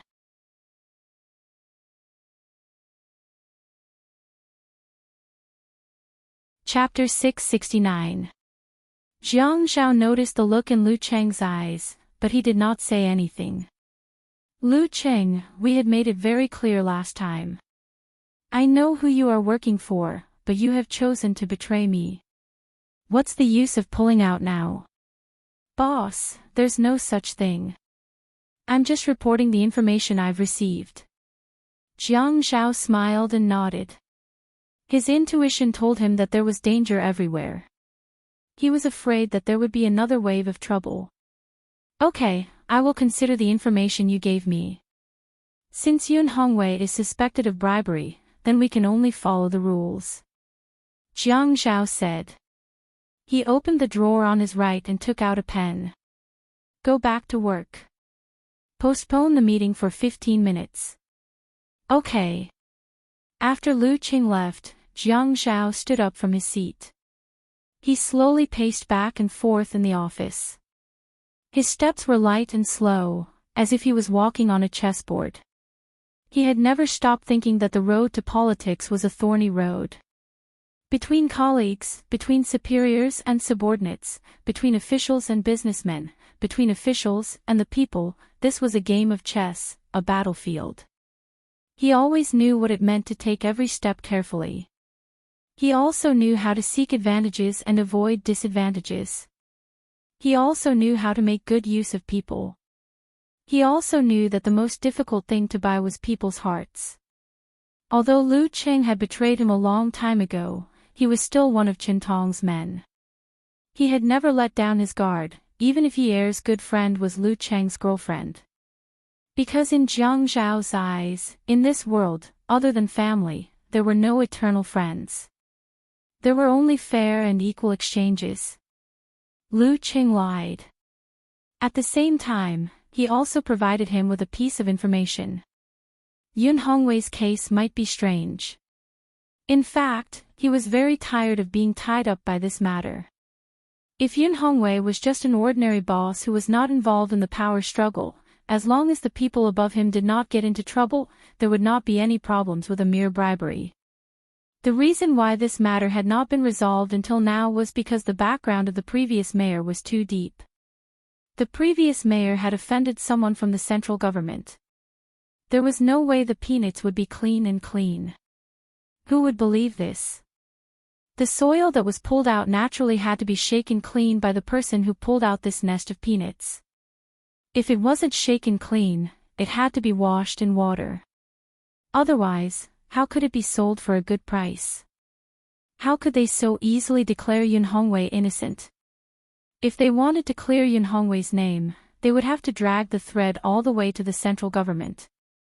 No matter how deep the Jiang family's background was in the East, and no matter how great the Qin family's influence was in High City, it would be like throwing an egg at a rock if they were to fight with those at the top of the pyramid of power. So even though Grandpa and Grandpa had expressed their intention to help Yi Er get his father out at the beginning, they gradually fell silent. He knew very well that he could not touch this nest of nests. He had been thinking of ways to get around the edges and take advantage of loopholes. He wanted to slowly reduce the sentence and then find someone to execute it outside the prison. After another 2 to 3 years, no one would notice. This was the only way. Yi Er might not be clear about this matter, but Lu Qing definitely knew about it.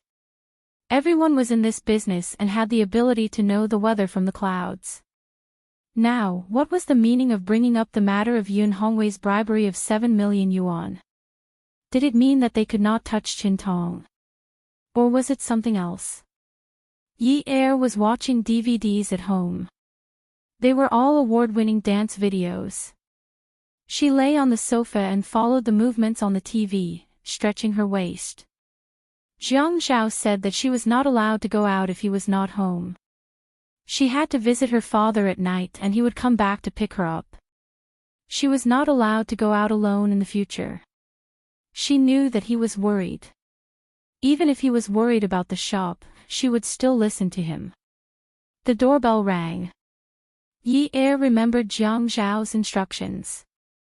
At this moment, her heart suddenly thumped nervously.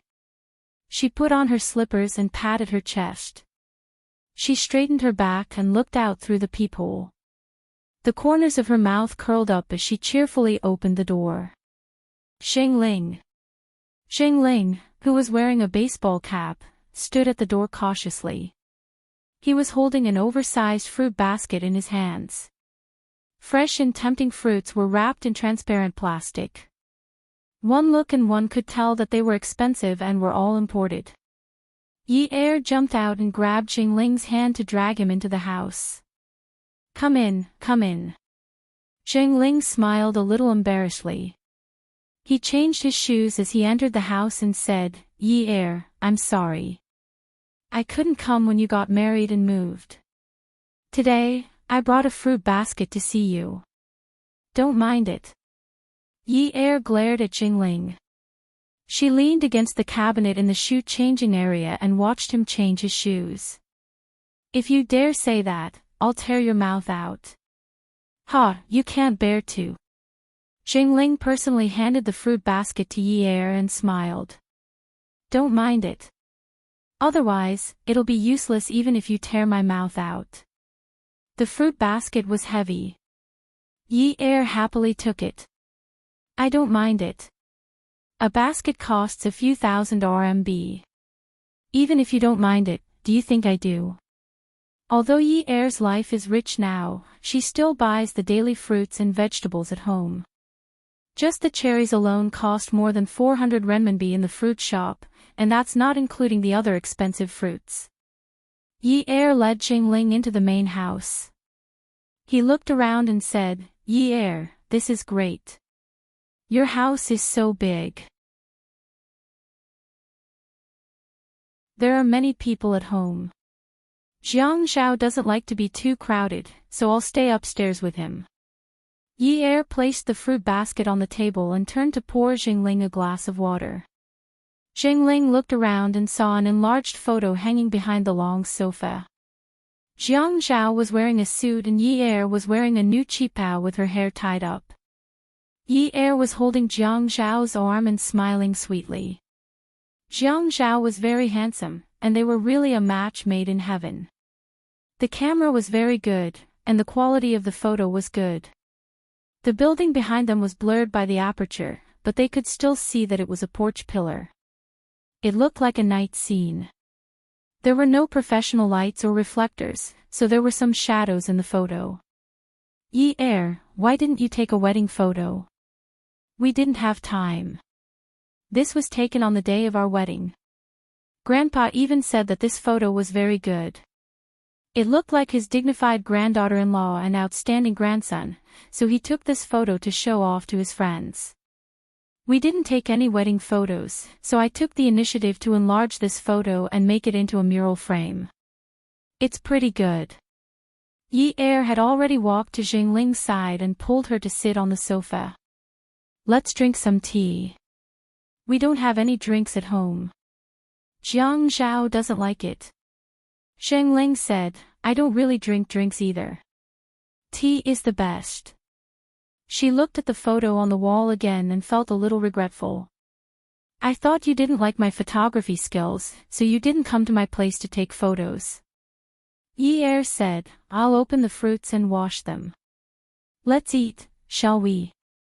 "What do you like to eat?" Jingling hurriedly said nervously, "No need, no need. Why would I open them? I don't like to eat cold fruits in this weather. It's more comfortable to drink hot tea." Ye heir could only give up. She sat down beside Jingling and crossed her legs on the sofa. She tilted her head and looked at the wedding photo on the wall. "It's not because your skills are bad.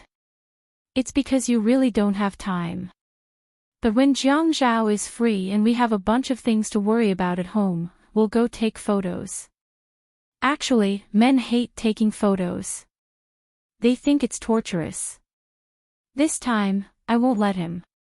When the things at home are settled, I'll definitely go take a set of wedding photos. Jingling nodded. "Of course. This is the only time in a lifetime." "Yes, this is the only time in a lifetime. This is the only time in my life. This is the only time."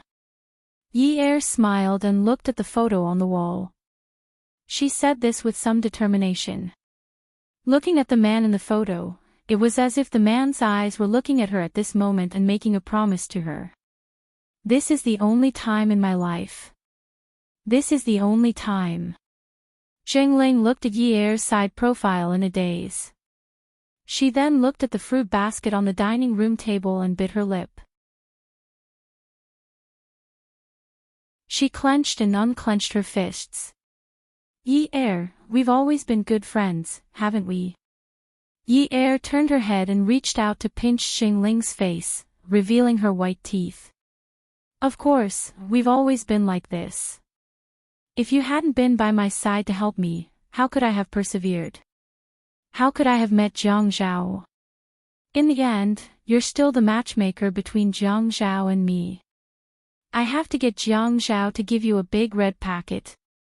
Yi Er looked at Xingling with a relaxed expression. Looking at Xingling, she could imagine how difficult it had been for her 17-year-old self to walk step by step with the company of her friends. There were many factors in life that were indispensable. Xingling would come up with many ideas for her. She would secretly give her money behind her mother's back. She would rack her brains to help her gather information on high-ranking political officials and travel itineraries. She would force Lu Qing to help her and share her wealth with her. She always felt that without Xingling, she wouldn't be who she was today. As she looked at Xingling, tears welled up in her eyes. She turned her head away and blinked her eyes hard. Sigh, seriously. You're only a little older, but you're getting more and more pretentious. Yi Er. Xingling suddenly hugged Yi Er's shoulders and leaned on Yi Er's shoulder. She choked and said, Yi Er, you've always been my best friend. Everything I have was given to me by you, but I couldn't help you much. I even. Yi Er turned back and patted Xingling's back to comfort her. Xingling, you've helped me a lot. Don't say that. If you say that again, I'll get angry. The two of them chatted.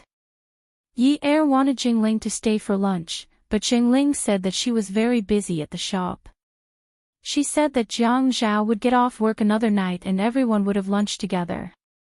Yi Er didn't want to delay Xingling's business, so she sent her all the way to the car park and watched Xingling drive off before going home. Xingling's car drove out of 9th Mansion. She parked the car by the roadside and called Lu Qing. Her face was wet with tears as she leaned on the steering wheel and cried, Lu Qing, I can't forgive myself for the rest of my life. I can't forgive myself. Attention, Songshu 566.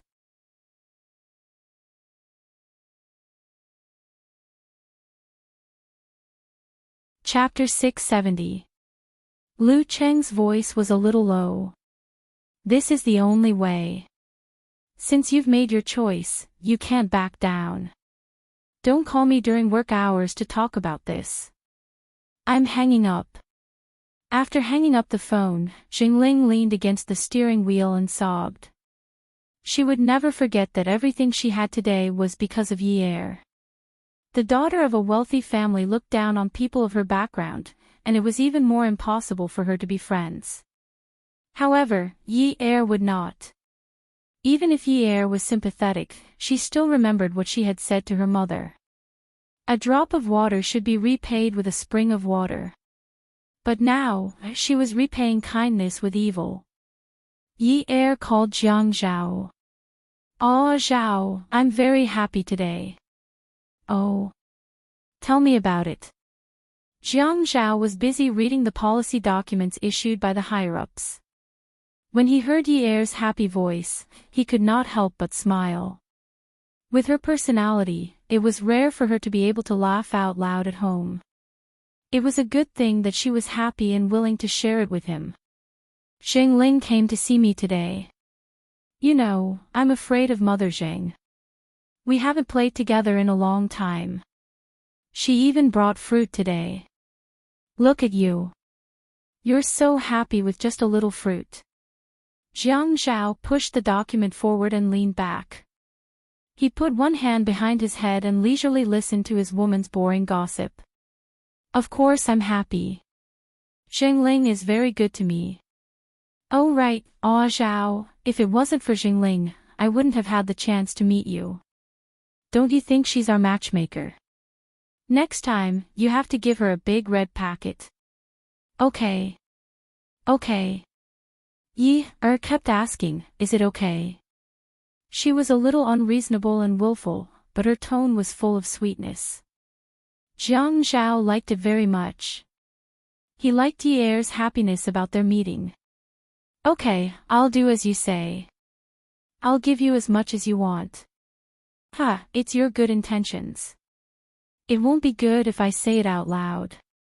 Seriously, if I only give you 800 yuan, will you think I'm not grateful enough? Jiang Zhao.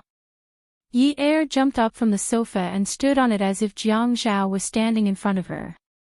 She put her hands on her waist and glared fiercely at the TV. Is the fact that I know you worth 800 yuan? Honey, your husband's salary. Jiang Zhao smiled as if Yi Er was standing in front of him.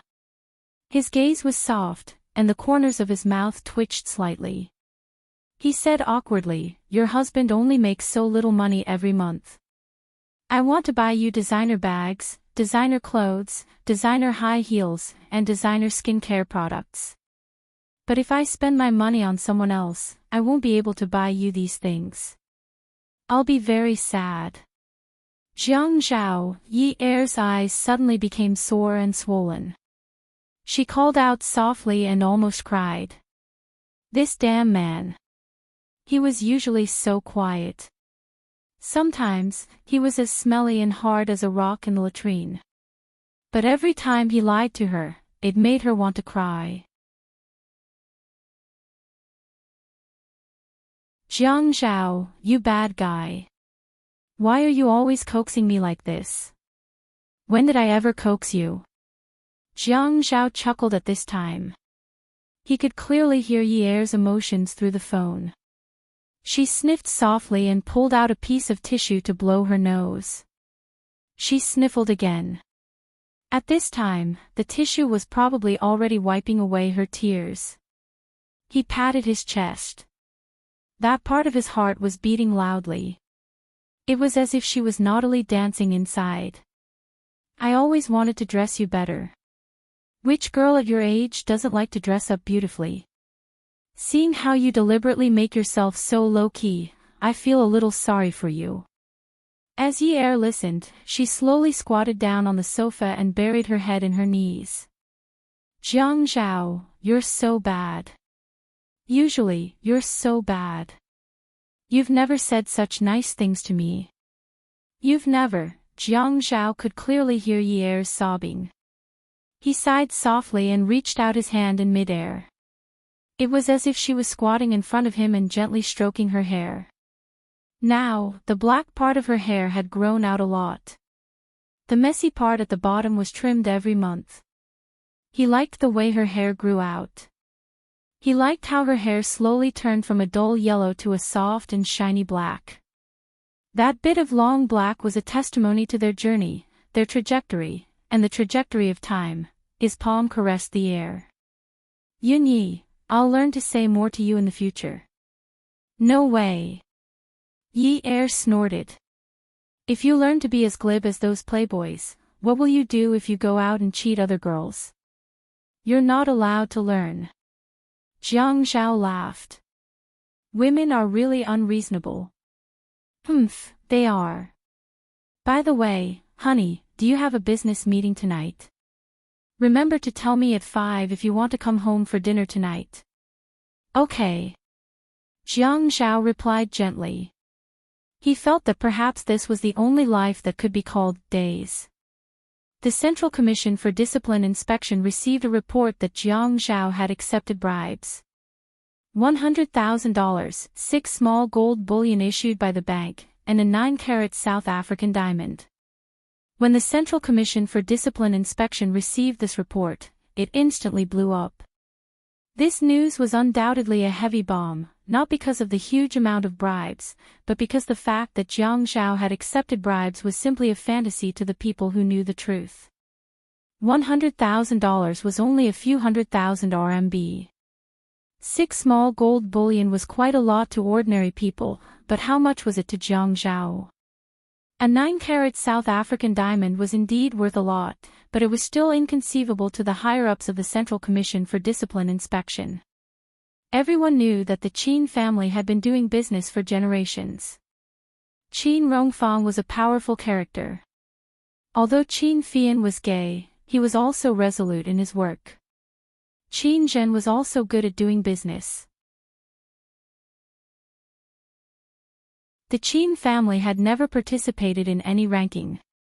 Otherwise, how could there be a position for other families at the top of the list in Sea City? Therefore, although the Qin family did not have a position on the list of wealth, the Qin family was still firmly in the top position in Sea City.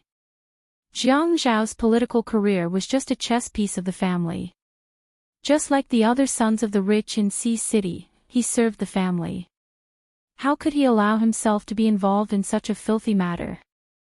He would not even be interested in the heart of the ocean worn by Rose on the Titanic, let alone a 9-carat diamond.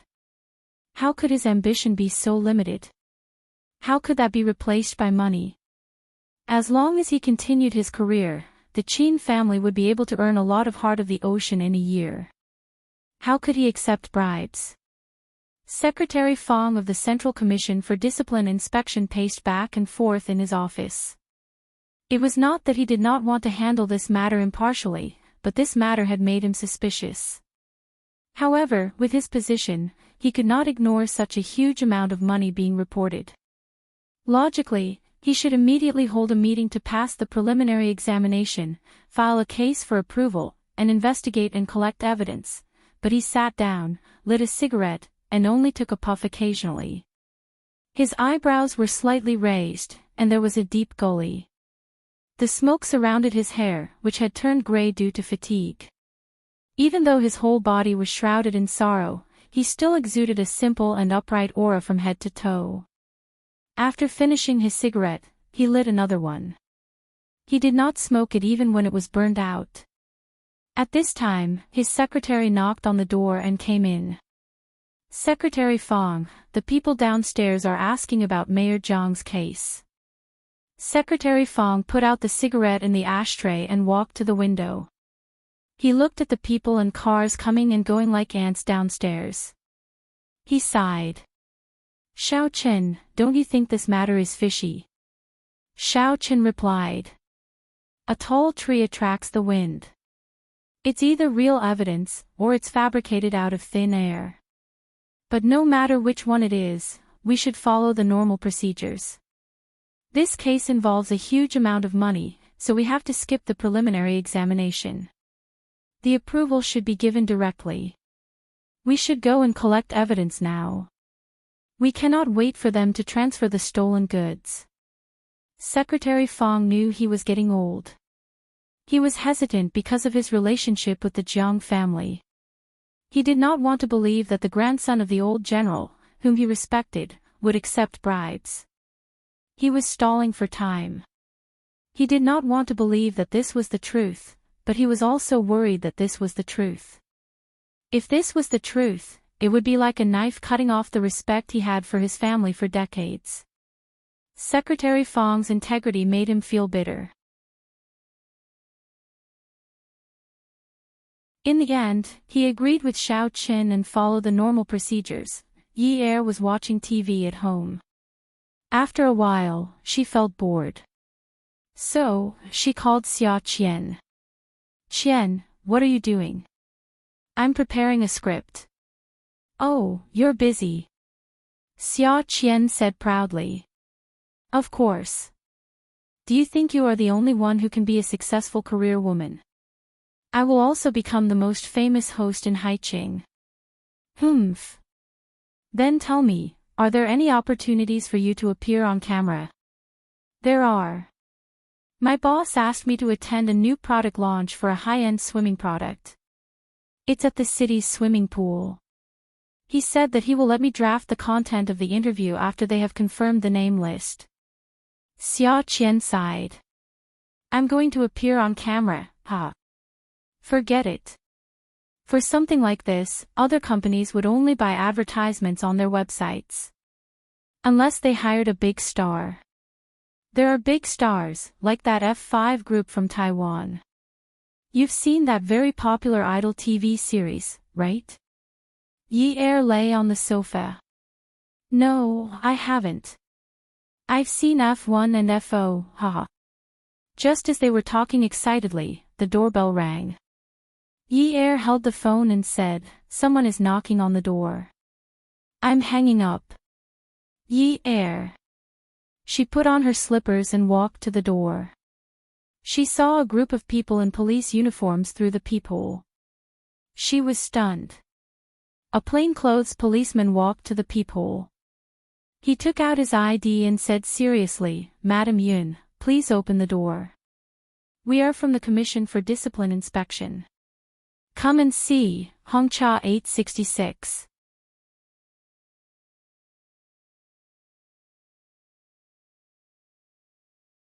Chapter 671. Yi couldn't help but shiver when she heard the words, Commission for Discipline Inspection. It was as if a gust of cold air was flowing up from the bottom of her feet, and her four limbs were about to be frozen stiff.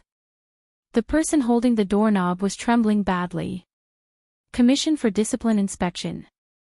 No political family would wish for the Commission for Discipline Inspection to visit them.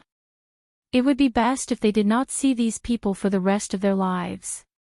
Whenever the Commission for Discipline Inspection appeared, there was only one reason. The person in the family who had taken the path of politics had caused some unclean things.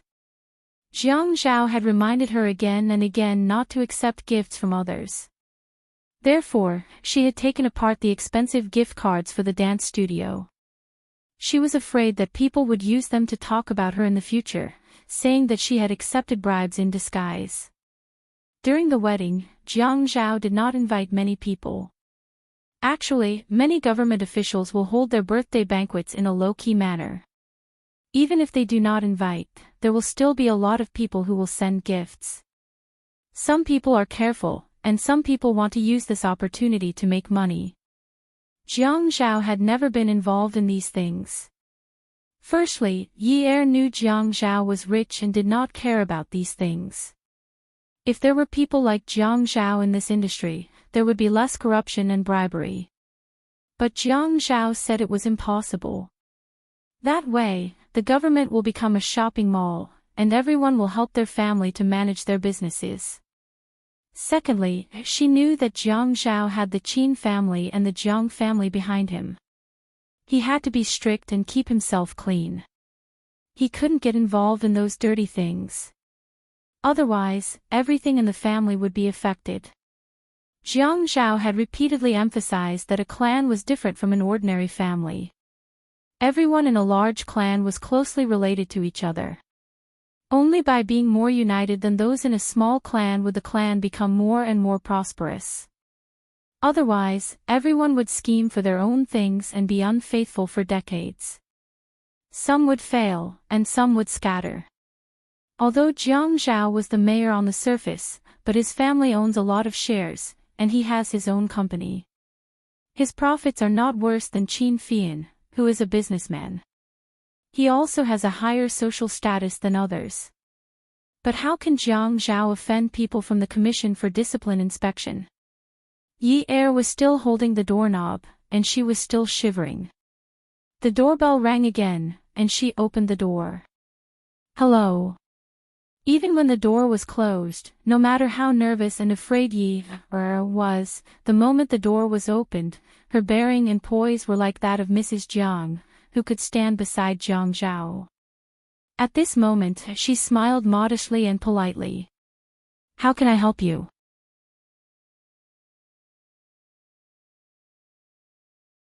The man in the lead said. Ms. Yun, please cooperate with our investigation. Yi's hands, which were folded in front of her abdomen, quickly clenched and loosened. She said in a neither servile nor overbearing tone, Please call me Mrs. Jiang. I'm sorry, Mrs. Jiang. The man apologized. After some negotiation, Yi led him into the house. The fruit basket on the table was picked up by a police officer. Comrade Zhang, this should be the lawn Z mentioned in the report. Was it sent by a woman? Yes, she is my friend. Yi nodded. But her sixth sense told her that the situation was bad. If there was a problem with the fruit basket, then it was not only the fruit basket that was in trouble. Zheng Ling was in trouble too. Zheng Ling. Yi shook her head and forcefully shook it twice. The man with the surname Zhang said to Yi, Do you mind opening it? I don't mind. Yi knew that it was impossible to argue with them at this moment. She could only cooperate. Jie didn't mind. These people had their so-called needs, and they had to be opened up. If she didn't cooperate, it wouldn't be disadvantageous to her. The transparent film on the fruit basket was opened, and the cherries were moved away. The other fruits were slowly taken apart like a wall. The golden rectangular bricks were taken out one by the workers in gloves and put into a transparent plastic bag. Then, they sealed it, wrote a label, and stuck it on the bag. Someone asked, "Is it 6 pieces?" "Yes, 6 pieces." Yi felt her ears buzzing. She felt like she was going deaf, but she still heard someone ask, "Is the US $100,000 in cash?" "Yes, just right. We need to verify the authenticity of this 9-carat South African diamond. Send it back to the office. Pack it up first." At first, her ears were still a mess of screams. But when she heard the words, 9-carat South African diamond, Yi could not take it anymore and fell back. Someone supported Yi and asked, "Mrs. Jiang, are you okay? Mrs. Jiang, you still have to come with us.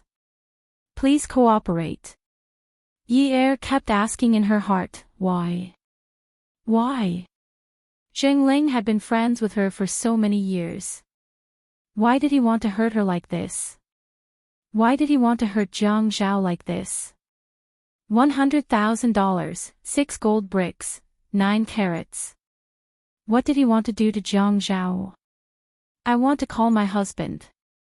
Yi told herself that she must not cry. Although her heart ached so much that she wanted to cry, she could not. The staff helped Yi sit on the sofa and said apologetically, "Mrs. Jiang, I'm sorry. The party has already investigated Comrade Jiang Zhao. You can't talk to him. We just spoke a few hours ago." Yi could not believe it. How long had it been? Mayor Jiang had become Comrade Jiang Zhao. She could not get used to the drastic changes in the past few hours. "Then I will not call Jiang Zhao. I will call the person who gave me the fruit basket." "Mrs. Jiang, this is not good." Yi stood up. "I can turn on the speakerphone. You can listen. I will not say anything that will hinder your investigation." Yi called Jingling, but Jingling's phone was switched off. Yi took a deep breath and sat down. Was Jingling trying to kill Jiang Zhao? Where was Lu Qing? Lu Qing was by Jiang Zhao's side. Could it be that he had nurtured a tiger for himself? "Mrs. Jiang, would you like to come with us now?" Although it was a question, Yi knew that such a question would not give Jiang Yuning a choice. Zhuang Yichen's entire body was still on top of Xiaoya. He had not left the house since yesterday. The two of them had wanted to eat, so he had gotten someone to deliver takeout. After cutting off the calls from the applicants a few times, he smashed Xiaoya's phone. He was a disciplined person. He would work when he was supposed to. Since he found Qiu Xiaoya and let her move into Qingfeng Garden, he had let Li Yong handle everything in the company. If Xiaoya was unhappy, he would make her submit. If she resisted, he would torture her until she could no longer resist. She had gone to look for a marriage partner behind his back. Did she think that he would allow her to go on blind dates like before? Would it be like the last time when she said that she wanted to pursue her true love, and he would let her do whatever she wanted? Who asked her to always come into his line of sight? And now she wanted to run away. She was daydreaming. Dreaming. "Little demon Qiu, if you dare to cause trouble with me again, I'll skin you alive." The two of them were still naked. Xiaoya did not dare to bicker with Zhuang Yichen anymore. She only felt a burning pain in her lower body. This beast. She could only deal with it coldly and not talk to this beast. If she spoke or resisted, he would take revenge on her. She had had enough. Seeing that Xiaoya did not speak, Zhuang Yichen pinched her chin. Can you hear me? I'm deaf. I can't hear you. You. Zhuang Yichen was about to lower his head and bite this disobedient woman when his phone rang. He had told Li Yong not to call his personal phone unless it was something important. He reached for the phone beside his pillow and picked it up. Young master. Uncle Li, why are you in such a hurry? Zhuang Yichen could hear the panic in Li Yong's voice and immediately sat up. What happened? Xiaoye suddenly stopped. She had been with Zhuang Yichen for so long, and she had never seen him answer such a serious call. Young master, Mayor Jiang is under investigation, and the people from the Commission for Discipline Inspection had just taken him away. Do you think Mayor Jiang is finished? Zhuang Yichen's brows furrowed and relaxed. Commission for Discipline Inspection. How did he offend the Commission for Discipline Inspection? Is it because of his work style? In Zhuang Yichen's mind, the Commission for Discipline Inspection's investigation of the party's officials is either to investigate corruption or to investigate their work style. Corruption has nothing to do with Jiang Zhao. That means he is playing with women. This is too strange. No, they said it was bribery. But as you know, our connections in the building are all Jiang Zhao's acquaintances. Today, the Commission for Discipline Inspection suddenly came to the municipal government building to question Jiang Zhao. We only heard a little bit about it, and we don't know if it's accurate, but they said it was very tight. We are also not able to find out more about this. What do you think? What else do we need to think? Nothing must happen to Jiang Zhao. If anything happens to him, we are all finished. Zhuang Yichen got off the bed, and Xiaoye was shocked when she heard that Jiang Zhao was in trouble. Zhuang Yichen turned around and pointed at Xiaoye. Xiaoye immediately pulled the blanket over her and lay down again. Zhuang Yichen opened Xiaoye's wardrobe and took out his clothes to change. Uncle Li, wait for me at the office. Go and check if this is related to Qintong. If it is not related to Qintong, go and check if Jiang Zhao has any grudges with anyone. Young master, I will go and get ready. I will come back to arrange the schedule. Zhuang Yichen placed the phone on his shoulder and put on his clothes. Xiaoye noticed the seriousness of the situation and quickly put on a sleeping robe and jumped off the bed to help Zhuang Yichen. Zhuang Yichen opened his arms and let Xiaoye help him put on his clothes. You cannot go to the Commission for Discipline Inspection.